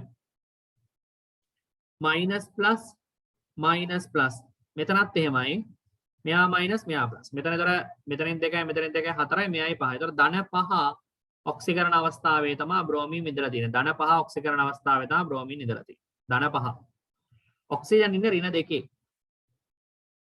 නේද ඔක්සිජන් ඍණ 2යි ෆ්ලුවරින් ඉන්නේ ඍණ 1 දැන් හරිය නේද පැහැදිලි ඇතිනේ ඔන්න ඔහමයි පුතේ ඔක්සිකරණාංක ගණනය කරන්නේ සහසංයුජ සංයෝග වලට අපි ඉස්සරහට කතා කරමු ඊට වඩා ගොඩාක් උදාහරණ මට මේ දල අදහසක් දෙන්න ඕනේ අයනික සංයෝගයක ඔක්සිකරණාංකය ගණනය කරපු විදිය මේ දින magnesium chloride barium iodide sodium chloride වගේ ඔක්සිකරණාංකය ගණනය කරන විදියට වඩා සාපේක්ෂව වෙනස් සහසංයුජ සංයෝගයක ඔක්සිකරණාංකය ගණනය කරන විදිය හරි right දැන් ඔයා ලියා ගන්නකොට මුලින්ම අයනික සංයෝග වල කියලා මේ ටික ලියා ගන්න නැතිනේ නේද සහසංයුජ සංයෝග වල ඔක්සිකරණාංකය ගණනය කිරීම කියලා මේ ටිකත් ලියා ගන්න උදාහරණ කිහිපයක් අපි ඊට පස්සේ වෙනම සාකච්ඡා කරමු මුලින්ම මේ ටික ලියා ගන්න වීඩියෝ එක පෝස්ට් කරලා right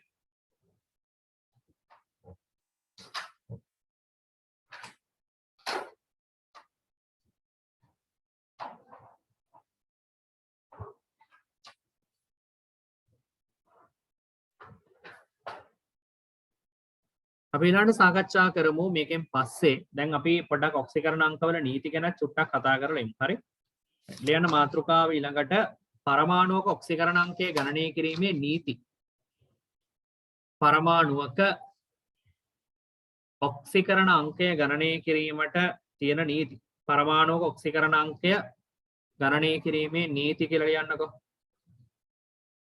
හරි පළවෙනි නීතිය 1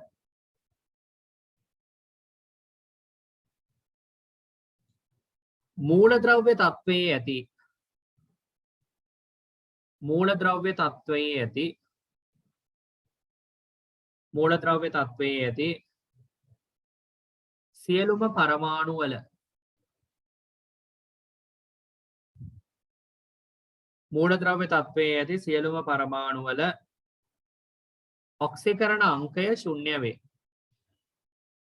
මූලද්‍රව්‍ය තත්වයේ ඇති සියලුම පරමාණු වල ඔක්සිකරණ අංකය ශුන්‍ය වේ මූලද්‍රව්‍ය තත්වයේ ඇති සියලුම පරමාණු වල ඔක්සිකරණ අංකය ශුන්‍ය වේ right මොකක්ද ඒ කියන්නේ කියලා අපි බලමු දැන් ඔයා හිතන්නකෝ මෙහෙම දැන් කාබන් කොහොමද ස්වභාවිකව ඉන්නේ කාබන් ඉන්නේ සොලිඩ් එකක් විදියටනේ මේ විදියට ගත්තාම මෙයාගේ ඔක්සිකරණ අංකය 0යි ඔන්න ඔක තමයි ඔය කියන්නේ දැන් ඔක්සිජන් කොහොමද ඉන්නේ ස්වභාවිකව ඔක්සිජන් ඉන්නේ ස්වභාවිකව O2 විදියට එතකොට එයාගේ ඔක්සිකරණ අංකය 0යි ඒක නම් අපිට නිකන් උනත් හිතන්න පුළුවන් මොකද දැන් ඔක්සිජන් කියන්නේ මෙහෙමනේ දැන් විද්‍යුත් ඍණතාව වෙනසක් තියෙනවද මේ දෙන්නට මෙයාගෙත් ඔක්සිජන්ගේ 3.5යි මෙතන ඔක්සිජන්ටත් 3.5යි දැන් විද්‍යුත් ඍණතාව වෙනසක් නැහැනේ ප්ලස් මයිනස් දාන්නනේ වැඩි එක්කෙනාට මයිනස් දාලා අඩු එක්කෙනාට ප්ලස් දාන්න එහෙම දාන්න මේ දෙන්නගේ විද්‍යුත් ඍණතාව වෙනසක් නැහැනේ ඉතින් එහෙම හිතලා කියන්නත් පුළුවන් ශුන්‍යයි කියලා 0යි කියලා කියන්න පුළුවන් එහෙම කැමති විදියක් ඉතින් හොඳේ ඔක්සිකරණ අංකය 0යි කියලා අපිට යෝජනා කරන්න පුළුවන් මේ වගේ වෙලාවන් වලට තව ඔයා හිතන්නකෝ හයිඩ්‍රජන් H2 හයිඩ්‍රජන් ඉන්නේ H2O විදියට. දැන් හයිඩ්‍රජන් බන්ධනයේත් විද්‍යුත් ඍණතාව වෙනසක් නැහැ. ක්ලෝරින්, බ්‍රෝමීන්, අයඩීන් මේ හැමෝටම ඉතින් විද්‍යුත් ඍණතාව වෙනසක් නැහැ ශුන්‍යයි. ක්ලෝරින් ඔහම අඳින්න, බ්‍රෝමීන් ඔහම අඳින්න, අයඩීන් ඔන්න ඔහමනේ අඳින්න. එතන ක්ලෝරින්, බ්‍රෝමීන්, අයඩීන් ඔය එකක්වත් විද්‍යුත් ඍණතාවයක් නැහැ. විද්‍යුත් ර්ණතාව වෙනසක් නැහැ. ඒ නිසා ඔක්සිකරණ අංකය ශුන්‍යයි. මූලද්‍රව්‍ය විදියට තියෙනකොට ශුන්‍යයි. හරි. තව ඕන්න ගන්න සෝඩියම් විදියට ගත්තොත් 0යි. සෝඩියම් ප්ලස් විදියට ගත්තොත් නම් ධන එකක් තියෙනවා. සෝඩියම් විදියට ගත්තාම 0යි. හරි. මැග්නීසියම් විදියට ගත්තාම 0යි. මැග්නීසියම් 2+ කියලා ගත්තොත් ඔක්සිකරණ අංකය ධන 2යි. ඇලුමිනියම් විදියට ගත්තම ශුන්‍යයි. ඇලුමිනියම් 3+ විදියට ගත්තම ඔක්සිකරණ අංකය ධන 3යි කියලා ගන්න පුළුවන්. ෆොස්ෆරස් කොහොමද ඉන්නේ? ෆොස්ෆරස් ස්වභාවිකව මෙන්න මේ විදියට ඉන්නේ පුතේ. P4 විදියට ඉන්නේ හොඳේ. ඔන්න ඔය වගේ නිකන් සරුංගලයක් වගේ හැඩයකට ඉන්නේ. ඒතර phosphorus අණු අතරත් විද්‍යුත් ඍණතාව වෙනසක් නැහැ. එතකොට මොකද වෙන්නේ? P4 විදියට තමයි phosphorus ස්වභාවිකව ඉන්නේ. ඒතර යාගේ ඔක්සිජන් අංකය ශුන්‍යයි. ඇයි විද්‍යුත් ඍණතාව වෙනසක් නැහැනේ. සල්ෆර් කොහොමද ඉන්නේ ස්වභාවිකව? සල්ෆර් ඉන්නේ මෙන්න මෙහෙම. හරි. මෙන්න මෙහෙම ඉන්නේ පුතේ සල්ෆර්. ඔන්න ඔහම ඉන්නේ. ඒතර මේ සල්ෆර් ඉන්නේ මේ ඔටුන්නක හැඩයට. සල්ෆර් 1 2 3 4 5 6 7 8 සල්ෆර් 8ක් ඔටුන්නක හැඩයට ඉන්නේ.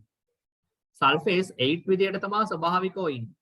ඒතර ওই විදියට ගත්තාම යාගේ ඔක්සිකරණ අංකය ශුන්‍යයි. මොකද සල්ෆර් සල්ෆර් අණු අතර විද්‍යුත් ඍණතාව වෙනසක් නැහැනේ.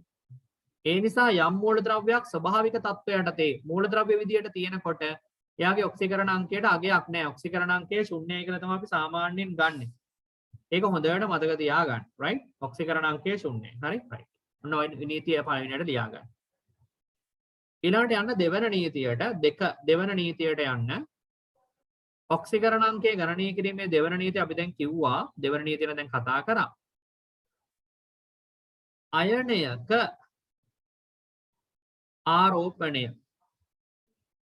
අයනයක ආරෝපණය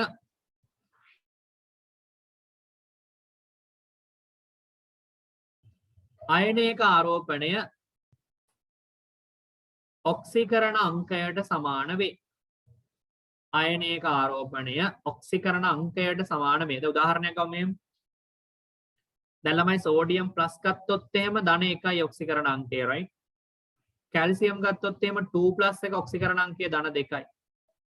ඇලුමිනියම් ගත්තොත් එහෙම 3+ එක ඔක්සිකරණ අංකය ධන 3. අපි ගමු ඔක්සිජන් O2 මයිනස් විතර ගත්තොත් ඔක්සිකරණ අංකය ඍණ 2යි. නයිට්‍රජන් 3 මයිනස් විතර ගත්තොත් ඔක්සිකරණ අංකය ඍණ 3යි. එනිසා අයන හදනකොට ආරෝපණය ශුන්‍ය වෙන්නේ. ආරෝපණය තමයි යාගේ ඔක්සිකරණ අංකයේ විදියට අපි ගණනය කිරීමට ගන්නෙ. හරි? ඒක තමයි එතනින් කියන්නේ. ඊළඟට යන්න තුන්වන නීතිය. තුන්වන නීතිය යටතේ ගන්නේ මෙන්න මෙහෙම.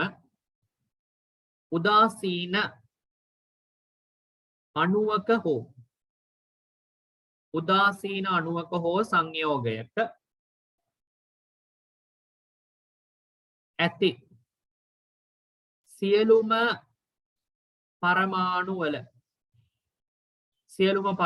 වල ඔක්සිකරණ අංකවල එකතුව උදාසීන අණුවක හෝ සංයෝගයක ඇති සියලුම පරමාණු වල ඔක්සිකරණ අංකවල එකතුව කියන්නේ එතකොට කියමු VGE එකතුව කියලා. ඔක්සිකරණ අංකවල VGE එකතුව. ඔක්සිකරණ අංකවල VGE එකතුව ශුන්‍ය වේ. උදාසීන අණුවක හෝ සංයෝගයක ඇති සියලුම පරමාණු වල ඔක්සිකරණ අංකවල VGE එකතුව ශුන්‍ය වේ. දැන් උදාහරණයක් ගමු. මේ බලන්න පුතේ. NaCl ම ගමුකෝ අපි. සෝඩියම් ධන 1නේ පළවෙනි කාණ්ඩයේ අය ධන 1 හදන්නේ. ක්ලෝරින් හදන්නේ 17 වෙනි කාණ්ඩයේ ඍණ 1. ඒතර ධන 1යි ඍණ 1යි එකතු කරාම කීයද එන්නේ? ධන 1යි ඍණ 1 එකතු කළ බලවම ශුන්‍යයි. මේ එකතු කරලා පෙන්නන්න ඕනේ නැහැ. මම මේ නිකන් කියන්නේ හොඳ. ධන 1යි ඍණ 1යි එකතු කරාම ශුන්‍යයි. අන්න ඒකයි දැන් මේ අණුවට ආරෝපණයක් නැති නිසා සමස්තය එකතු කරලා බලනකොට බිඳුවට සමාන වෙන්න ඕනේ. තව උදාහරණයක් ගමු. Na2O කියලා හිතන්නකෝ. සෝඩියම් හදන්නේ ධන 1නේ පළවෙනි කාණ්ඩයයි හදන්නේ ධන 1. පළවෙනි කාණ්ඩයෙන් ධන 1. ධන 1ඒව දෙකක් තියෙන. ඒතර ධන 2යි. මොකද සෝඩියම් දෙන්නෙක්නේ. ඔක්සිජන් හදන්නේ මෙතන අනිවාර්යයෙන්ම මතක තියාගන්න ඍණ 2. ඇයි පුතේ මෙතන තියෙන ආරෝපණ මොනවාද එන්නේ? Na+ උයි O2 මයිනස් උයි නේ තියෙන්නේ. ඔක්සිජන් 99%ක්ම අවස්ථාවලදී හදන්නේ ඍණ 2 ඔක්සිකරණ අවස්ථාව. ඒක හොඳට මතක තියාගන්න. ඒතර ධන 2 ඍණ 2 සුළු වුණාම බිඳුවයි. ඒ නිසා උදාසීන අණුවක් නම් අණුව උදාසීනයි නම් විශේෂයෙන් ආරෝපණයක් පේන්නේ නැත්නම් අපිට තේරෙනවා සමස්තය බිඳුවට සමාන වෙන්න ඕනේ. තව ගමු උදාහරණයක්. කැල්සියම් ක්ලෝරයිඩ් ගැන හිතන්න. කැල්සියම් ඉන්නේ 2+ වල Cl ඉන්නේ මයිනස් වල. ඒවෙන් දෙකක් තියෙනවානේ. එතකොට කැල්සියම් 2+ නම් ධන 2යි. ක්ලෝරින් ඍණ 1ඒව 2යි. ඒතර ධන 2යි ඍණ 2යි එකතු කරාම බිඳුවයි. ඔන්න ඕකයි ඔය VG එකතුව බිඳුවක් වෙනවා කියලා කියන්නේ.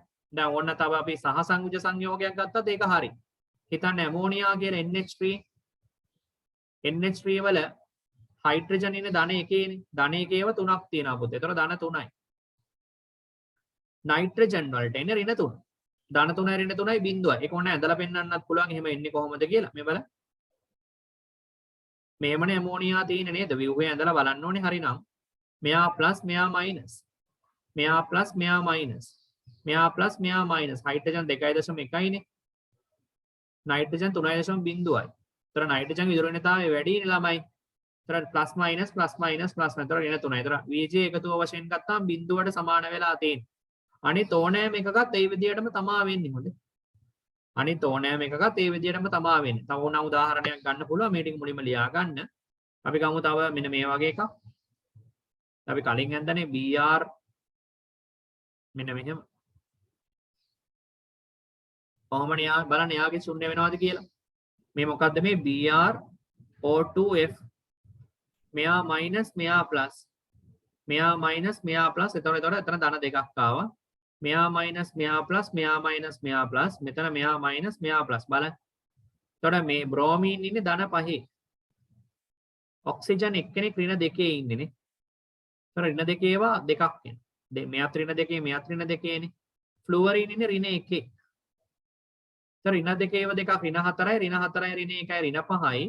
ඍණ 5ට ධන 5 සුළු වෙනවා. එතකොට මොකද වෙන්නේ? ආයි ශුන්‍ය වෙනවා. ඒ නිසා කොහොම බැලුවත් මතක තියාගන්න කොහොම බැලුවත් උදාසීන සංයෝගයක ඔක්සිකරණ අංකවල Vg එකතුව බිඳුවට සමාන වෙන්න ඕනේ. ඒක තමයි තුන්වෙනි නීතියෙන් කියන්නේ. හරි? රයිට්. ඔය නීති තුන ලස්සනට ලියා ගන්න මුලින්. ඊළඟට යමු හතරවෙනි නීතිය. හතරවෙනි නීතියේදී කියන්නේ බහුපරමාණුක අයනයක බහුපරමාණුක අයනයක ඇති සියලුම මූලද්‍රව්‍ය වල බහුපරමාණුක අයනයක ඇති සියලුම මූලද්‍රව්‍ය වල ඔක්සිකරණ අංකවල Vg එකතුව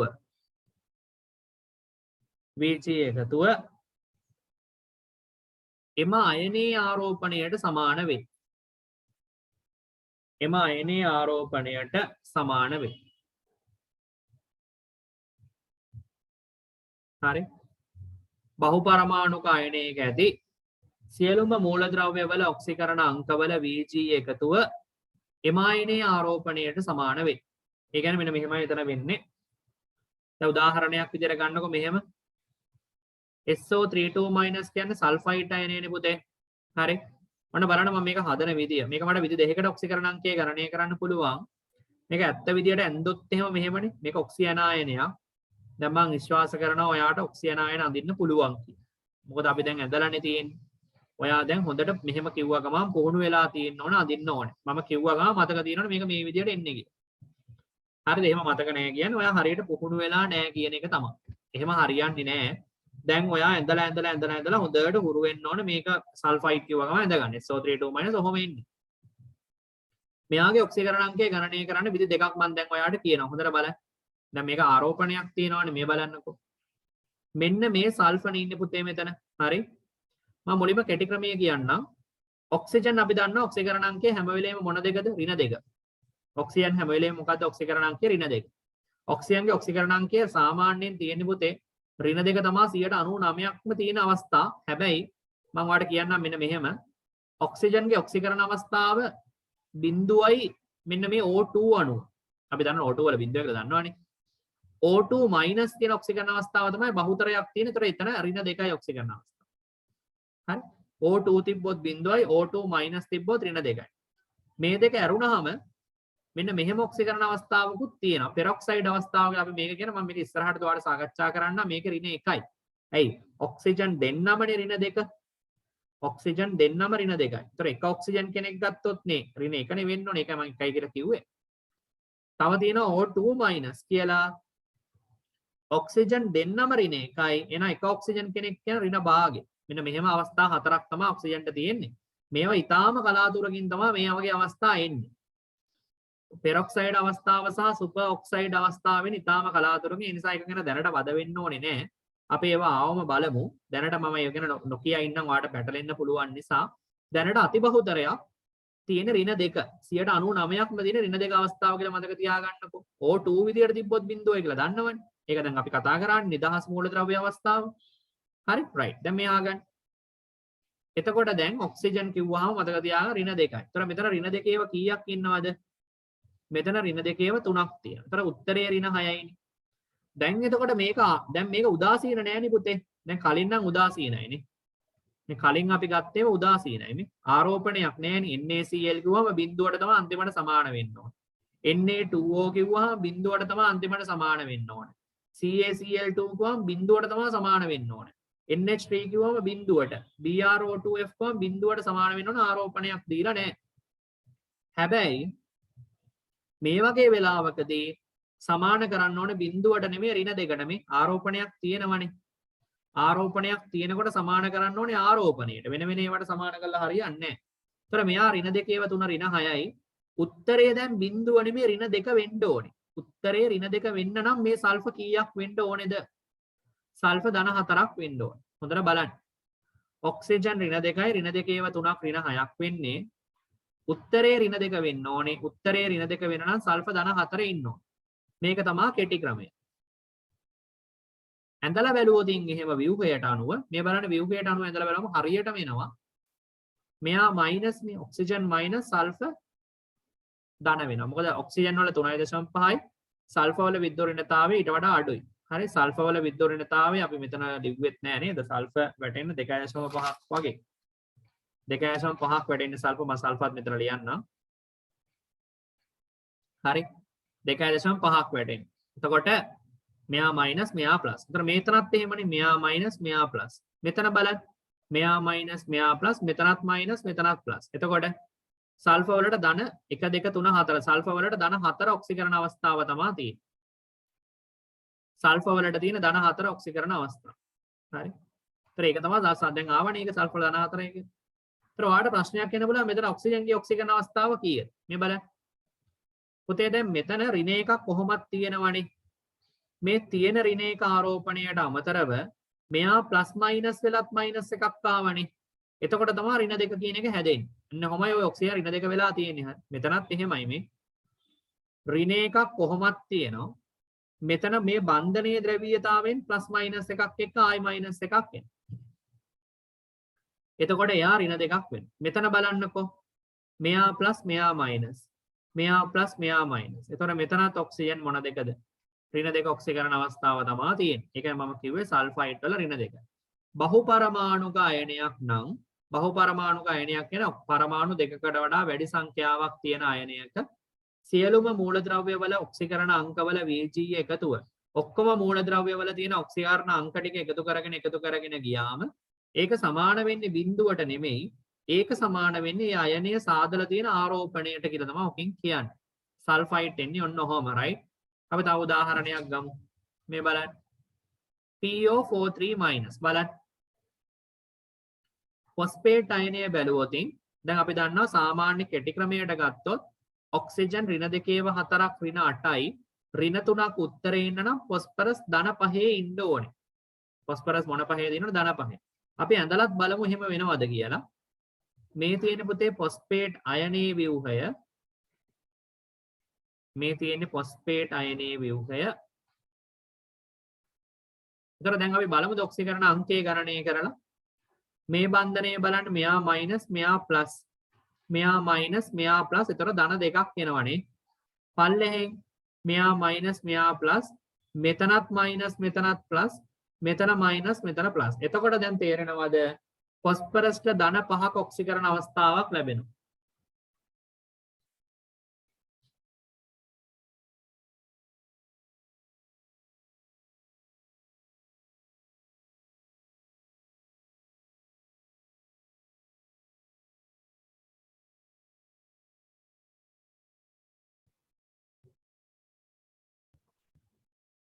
ෆොස්ෆරස් වලට අදාළව ගත්තොත් පුතේ ධන 5 ඔක්සිකරණ අවස්ථාව වෙන්නේ ෆොස්ෆරස් වලට ධන 5 ඔක්සිකරණ අවස්ථාව වෙන්නේ right. ෆොස්ෆරස් වලට ධන 5 ඔක්සිකරණ අවස්ථාව වෙන්නේ. දැන් අපිට නිකං ගණනය කරාමත් ධන 5 ආවනේ.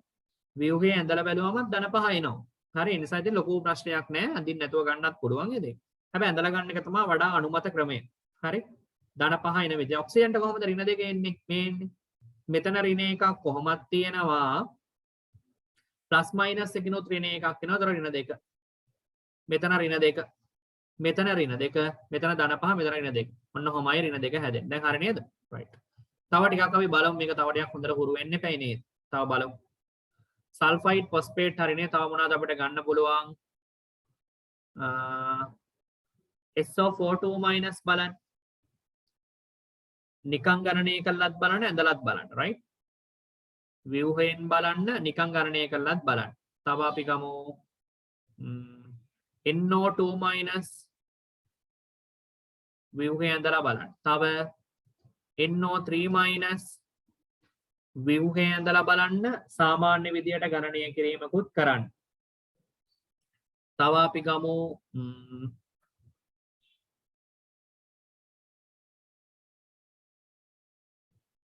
ඇමෝනියම් වගේ එකක් NH4+ ව්‍යුහය බලන්න ඇඳලත් බලන්න right ඔය දෙකේම බලලා අපි තීරණය කරමු හරි වීඩියෝ එක පෝස් කරලා දැන් try එකක් දෙන්න එන්න ඕන විදිය හරි right මේ බලන්න පුතේ සල්ෆේට් වල එන්නේ ව්‍යුහය මෙහෙම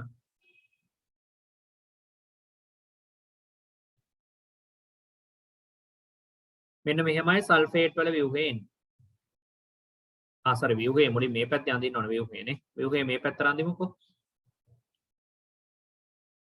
ඔන්න ඔහොම එන්නේ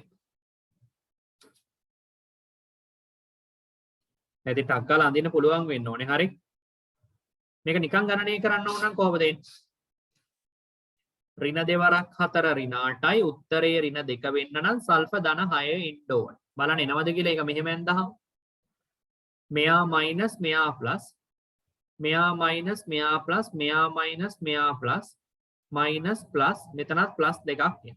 ඒතර ධන 6 එනවනේ නේද ගන්නට. ධන 6 ඔක්සිජන් ඍණ දෙකක් එනවා. නේද? ඕනම තැනක් ගත්තොත් ඍණ දෙක. මෙතන මෙයා ඍණ එකක් ආවට තියෙන ඍණ එකත් එක්ක ඍණ දෙකක්ම තමයි ඉන්නේ. හරි? NO2- වල නිකං ගණනය කරාම ඍණ දෙවරක් 2 ඍණ 4යි උත්තරේ ඍණ එකක් වෙන නයිට්‍රජන් ධන 3 තිබිලා තියෙන්නේ.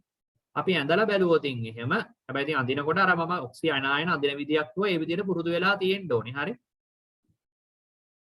ඒවා පුරුදු වෙන්නේ නැතුව මේවා හරියන්නේ නැහැ NO2- ඔන්න ඔහම වෙන්නේ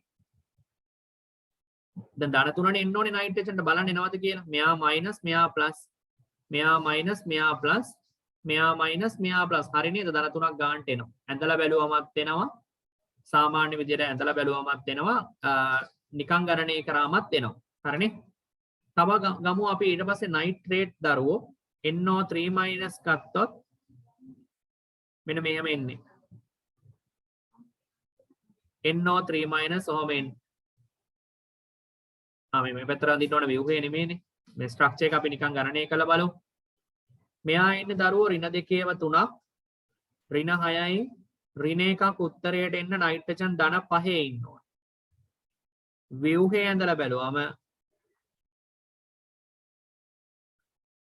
මෙන්න මෙහෙම ධන 5ක් එනවද කියලා බලන්න මෙයා මයිනස් මෙයා ප්ලස් මෙයා මයිනස් මෙයා ප්ලස් මෙතන උඩටත් ප්ලස් 2ක් එනවා එතන ධන 4ක් තියෙනවා මෙතන ධන 1ක් කොහොමද තියෙනවනේ එතකොට ධන 5යි මෙයා ඍණ 1 ඒවා දෙකක් තියෙනවා ඍණ 2යි මෙතනත් ඍණ 2යි right හරි නේද right ඇමෝනියම් වලත් අපි ওই විදිහටම බලමු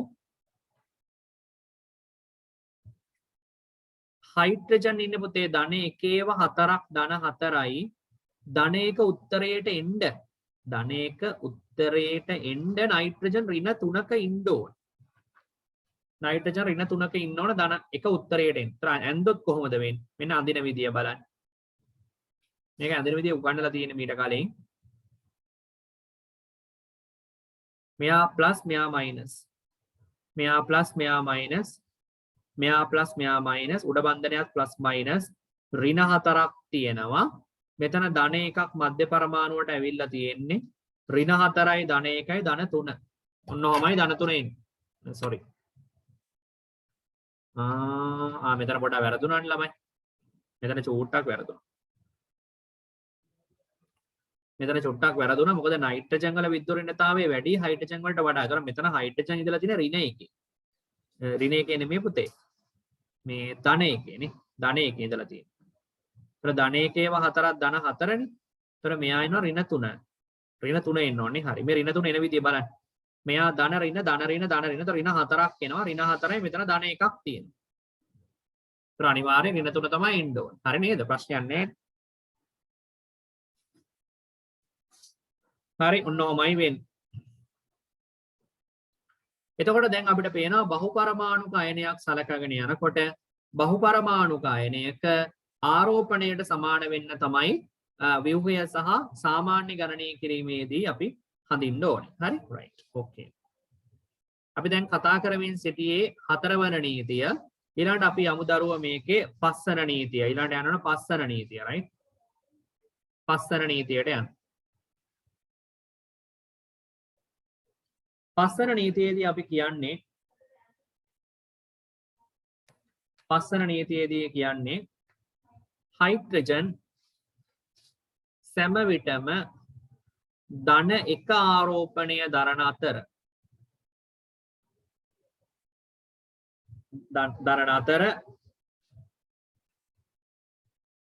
ලෝහ සමග සම්බන්ධ වන විට පමණක් හයිඩ්‍රජන් සෑම විටම ධන 1 ආරෝපණය දරන අතර ලෝහ සමග සම්බන්ධ වන විට පමණක් ඍණ 1 ආරෝපණය දරයි. ඒ කියන්නේ ළමයි මෙන්න මෙහෙමයි. හයිඩ්‍රජන් හැම වෙලේම ධන 1 තමයි තියෙන්නේ. ඇමෝනියා වලත් දැක්කනේ. මේ හයිඩ්‍රජන් ධන 1 ඉන්නේ. හැම වෙලේම හයිඩ්‍රජන්ට දාන්නේ ධන 1. හැබැයි දැන් මම උදාහරණයකට දෙන ඇමෝනියා ආයි පාරක් අඳිමු. ඇමෝනියා වල ගත්තොත් මම කලින් ඇඳේ ඇමෝනියම්. දැන් ඇමෝනියා අඳින්නකෝ. මෙයා ඉන්නේ ධන 1 නේ. මෙයා ඩෙල්ටා ප්ලස් මෙයා ඩෙල්ටා මයිනස්. මෙයා 2.1 නේ. මෙයා 3.0 නෙන්නේ. තොර ධන 1 ඍණ 1 ධන 1 ඍණ 1 කොහොම වෙන්නේ? එතකොට නයිට්‍රජන් එන්නේ ඍණ 3ට ළමයි. හරි. නයිට්‍රජන් එන්නේ ඍණ 3ට හයිඩ්‍රජන් ධන 1ට එන්නේ. හරි. හැබැයි දැන් හයිඩ්‍රජන් දැන් සෝඩියම් හයිඩ්‍රයිඩ් ගන්නකො. NaH කියන එක ගන්න. එතකොට සෝඩියම් හදන්නේ ධන 1. හයිඩ්‍රජන් හදන ඍණ 1. හරි. සෝඩියම් ඉන්නේ ධන 1, හයිඩ්‍රජන් ඉන්නේ ඍණ 1. එතකොට දැන් ලෝහයක් නේ සෝඩියම් කියන්නේ. ලෝහයක් සමග සම්බන්ධ වන විටදී පමණක් හයිඩ්‍රජන්ට ඍණ 1 ආරෝපණය එනවා. ලෝහයක් සමග සම්බන්ධ වන විටදී පමණක් හයිඩ්‍රජන්ට ඍණ 1 ආරෝපණය එනවා. දැන් මේ ලෝහයක් සෝඩියම් කියන. තව දෙවෙනි කාණ්ඩයේ මැග්නීසියම් වල ගන්න. මැග්නීසියම් ධන 2යි හයිඩ්‍රජන් ඍණ 1 ඒවා 2ක්. හරිද? මේවා බිඳුවටනේ සමාන වෙන්න ඕනේ. මේ උදාසීන පරමාණු අණුනේ. හරි? එතකොට බිඳුවට සමාන වෙන්න ඕන. පැහැදිලිනේ කියන එකනේ. එතකොට හයිඩ්‍රජන් සාමාන්‍යයෙන් ඍණ 1 වෙන්නේ ලෝහයක් සම්බන්ධ වෙනකොට පමණයි. සාමාන්‍යයෙන් අනෙක් සෑම අවස්ථාවකදීම හයිඩ්‍රජන්ට හම්බ වෙන්නේ ධන 1 ඔක්සිකරණ අවස්ථාව. පැහැදිලි නේද? මේකට අපි කියනවා හයිඩ්‍රජන් නීතිය කියලා. 5 වන නීතිය හයිඩ්‍රජන් නීතිය. හයිඩ්‍රජන් නීතිය. හරි? ඕකේ. ඊළඟට අපි කතා කරමු 6 වන නීතිය, අවසාන නීතිය. 6 වන නීතිය. ඔක්සිජන් O2 වලදී බිඳුව ඔක්සිකරණ අංකය දරන අතර O2 වලදී බිඳුව ඔක්සිකරණ අංකය දරන අතර O2 2- අයනය සාදන විට ඍණ 1 ඔක්සිකරණ අංකයත් O2- සාදන විට ඍණ භාගය ඔක්සිකරණ අංකයක් දක්වයි. ඔක්සිජන් O2 වලදී බිඳුව ඔක්සිකරණ අංකය දරන අතර O2 2- අයනය සාදන විට ඍණ 1 ඔක්සිකරණ අංකය දරන අතර O2- සාදන විට ඍණ භාගය ඔක්සිකරණ අංකය දක්වයි. අනෙකුත් සෑම විටම ඍණ 2 ඔක්සිකරණ අංකය පෙන්වයි. අනෙකුත් සෑම විටම ඍණ 2 ඔක්සිකරණ අංකය පෙන්වයි. දැන් උදාහරණයක් ගමු. අනෙකුත් සෑම විටම ඍණ 2 ඔක්සිකරණ අංකය පෙන්වයි. මෙතන මෙහෙම ලියන්න.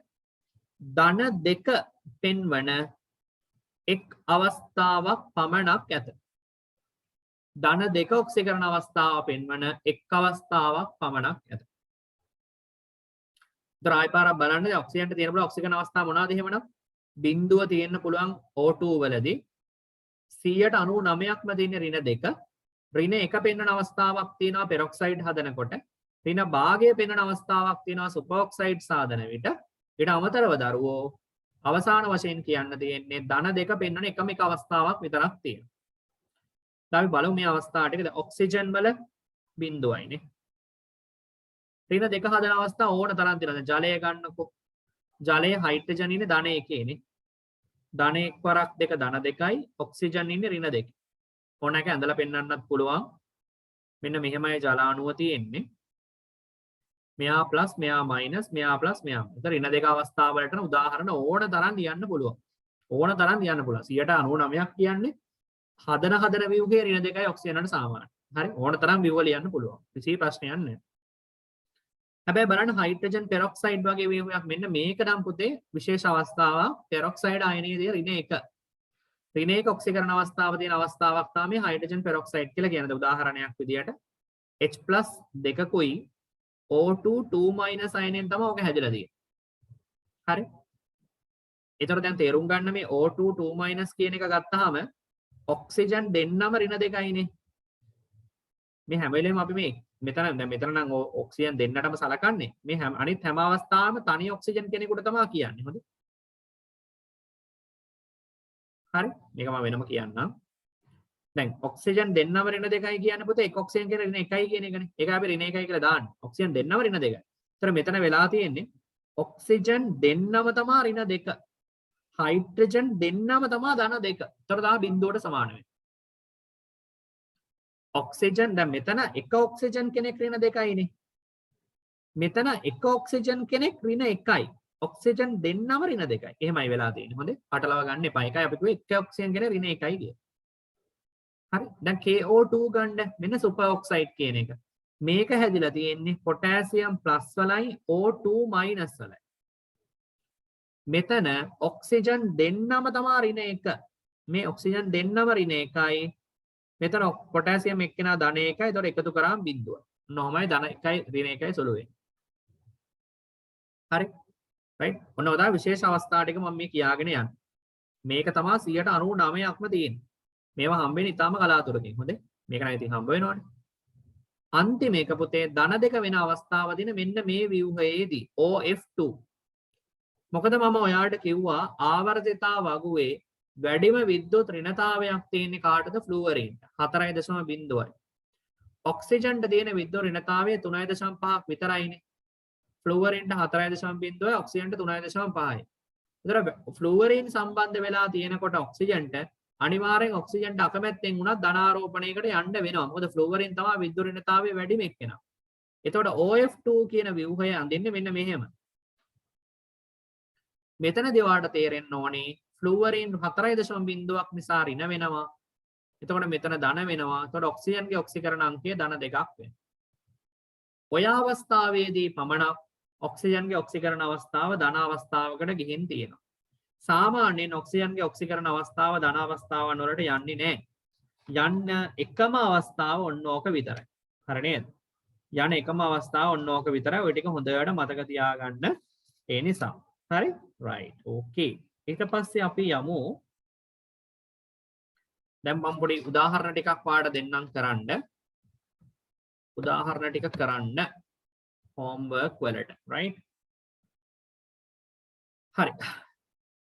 Na3PO4. හරි. දැන් මට ඕනේ මේ මධ්‍ය පරමාණු ඔක්සිකරණ අංකය හොයන්න ඕනේ. සාමාන්‍යයෙන් දැන් මම කිව්ව විදිහට මතක තියෙන්න ඕනේ ඔක්සිකරණ අංක නීතිවල පළවෙනි කාණ්ඩය කියන්නේ කවුද? Lithium, sodium, potassium, රුබීඩියම්, සීසියම්. මේගොල්ලෝ හදන්නේ ධන 1 විතරයි. මතක තියාගන්න. දෙවෙනි කාණ්ඩය බෙරිලියම්, මැග්නීසියම්, කැල්සියම්, ස්ට්‍රොන්ටියම්, බේරියම් හදන්නේ සංයෝගවලදී ධන 2 ඔක්සිකරණ අවස්ථාව පමණයි. මේව මතක තියෙන්න ඕනේ. හරි. ඊට අමතරව විශේෂයෙන් ඔක්සිජන් හදන්නේ ගොඩාක් වෙලාවට ඍණ 2. හයිඩ්‍රජන් හදන්නේ ගොඩාක් වෙලාවට ධන 1 විශේෂ අවස්ථා ඔක්කොම ටික මම දැන් කිව්වා. හරි නේද? එතකොට ඔය ටික මතක තියාගන්න. උදාසීන සංයෝගයක් නම් අපි දන්නවා මොකද්ද වෙන්නේ? ෆ්ලුවරින් අනිවාර්යයෙන්ම හදන ඍණ 1. උදාසීන සංයෝගයේ ඔක්සිකරණ අංකය 0. අපි මේක මම පොඩ්ඩක් බලමුනේ. ඒතර තේරුම් ගන්න පුළුවන්. මේ බලන්න එන විදිය. සෝඩියම් පළවෙනි කාණ්ඩේනේ. පළවෙනි කාණ්ඩේ නම් ධන 1 හදන්න ඕන අනිවාර්යයෙන්. හොඳේ. එකේව 3ක් ඔක්සිජන් ඍණ 2යි ඉන්නේ සාමාන්‍යයෙන්. ඍණ දෙවරක් 4 ඍණ 8යි. මෙයා ධන 3යි. උදාසීන සංයෝගයක් නම් බිඳුවක් වෙන්න ඕනේ. එහෙමනම් ෆොස්ෆරස් ඉන්න ඕන ධන 5. ඔන්න ෆොස්ෆරස් හොයාගන්න විදිය. ඔන්න සමීකරණයක් විදියට හදන්නත් පුළුවන්. එහෙම ඕනේ නැහැ ඉතින්. උදාසීන සංයෝගයක් නම් බිඳුවට සමාන කරලානේ ගන්න ඕන නේද? මේ විදියට ගන්න. හරි. ඔන්න සෝඩියම් ෆොස්ෆේට් ගන්න විදිය. තව මැග්නීසියම් අපි ගමු පොටෑසියම් ක්ලෝරේට් KClO4 කියන එක ගන්න. කොහොමද ගන්න? පොටෑසියම් පළවෙනි කාණ්ඩයේ ධනේක ආරෝපණය තියෙන්න ඕනේ. ඔක්සිජන් අපි දන්නවා ඍණ දෙවරක් 4 ඍණ 8යි. ඍණ 8යි ධන 1යි කියන්නේ ඍණ 7යි. ඕවරෝල් එක බිඳුවක් වෙන්න ඕනේ. ඒ නිසා ක්ලෝරින් ධන 7 තියෙන්න ඕනේ. හරි? පැහැදිලි නේද? right. KMnO4 හරි. තව Na2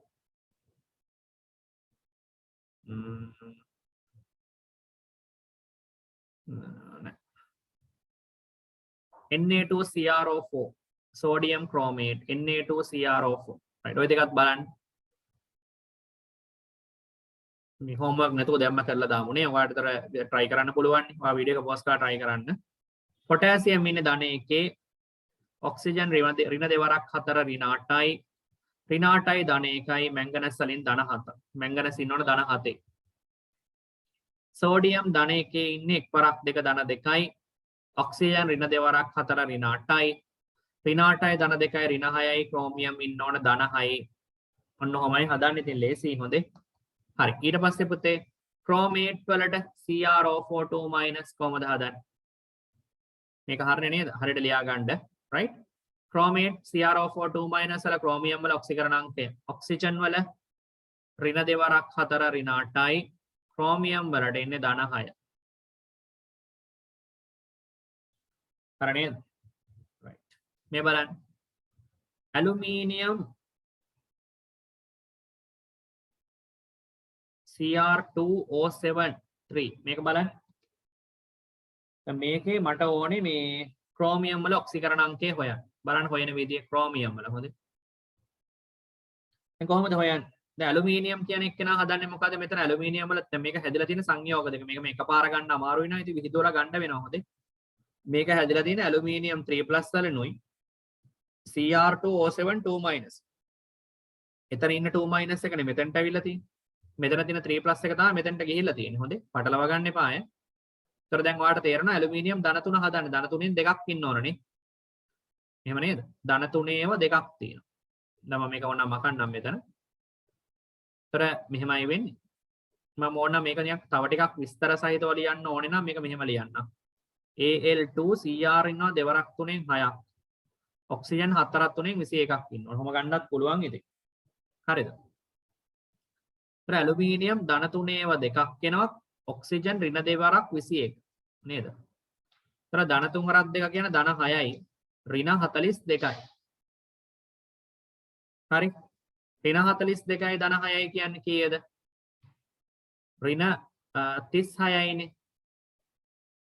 හරි ඍණ 36ක් sorry. මෙයා ඍණ 42යි ඍණ 36යි. ඔව් ඍණ 36ක් තමයිනේ. එහෙමනම් ක්‍රෝමියම් 6 දෙනාම බිඳුවක් වෙන්න එපා සමස්තාරෝපණේ ධන 36ක් වෙන්න එපා. ධන 36ක් වෙන්න ඕන. ක්‍රෝමියම් 6 දෙනාම ධන 36. එහෙනම් එක ක්‍රෝමියම් කෙනෙක් කීයද? 36 6න් බෙදුවම ධන 6යි. ඔන්න ඔහොමයි හදන්න තියෙන්නේ. හරි? එහෙම නැත්නම් සමීකරණයක් විදියට ගත්තොත් ඔහොම බැරි නම් සමීකරණයක් විදියට හදන්න.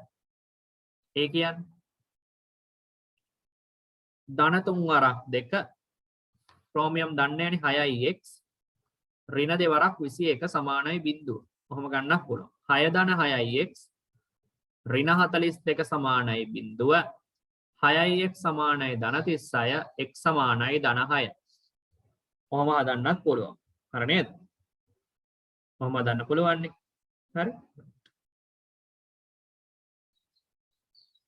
ඊළඟට පුතේ අපි යමු එකෙන් පස්සේ මම දෙන්නම් කීපයක් හදන්න ගෙදර වැඩට. අපි ආයි පාරක් NH4+ මම මේ යටින් ඉරක් අඳින එක්කෙනාගේ ඔක්සිකරණාංකය හොයන්න ඕන. මම මේකෙන් වෙනම ඔයගලන්ට විභාගයක් දෙනවා.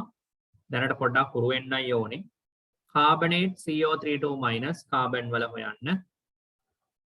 C2O4 2 minus වල කාබන් හොයන්න.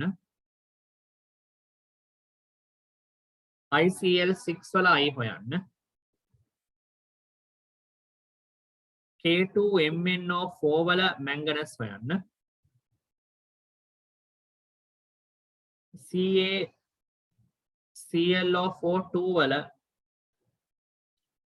क्लोरीन හොයන්න.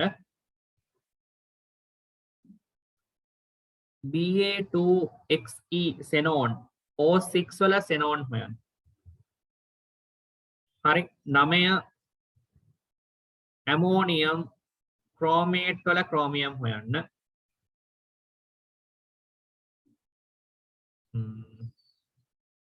10ට මම ඔයාලට දෙන්නම්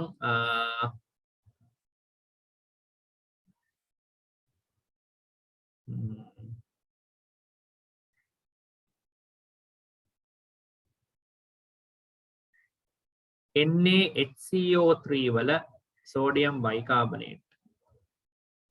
NaHCO3 වල carbon හොයන්න. හරි. හරි. ඔන්න ඔය 10 homework වලට ඔක්සිකරණ අංක ගණනය කිරීමට අදාළ සිද්ධාන්ත කරුණු විදියට ගණනය කිරීම කරන්න. හරි? right.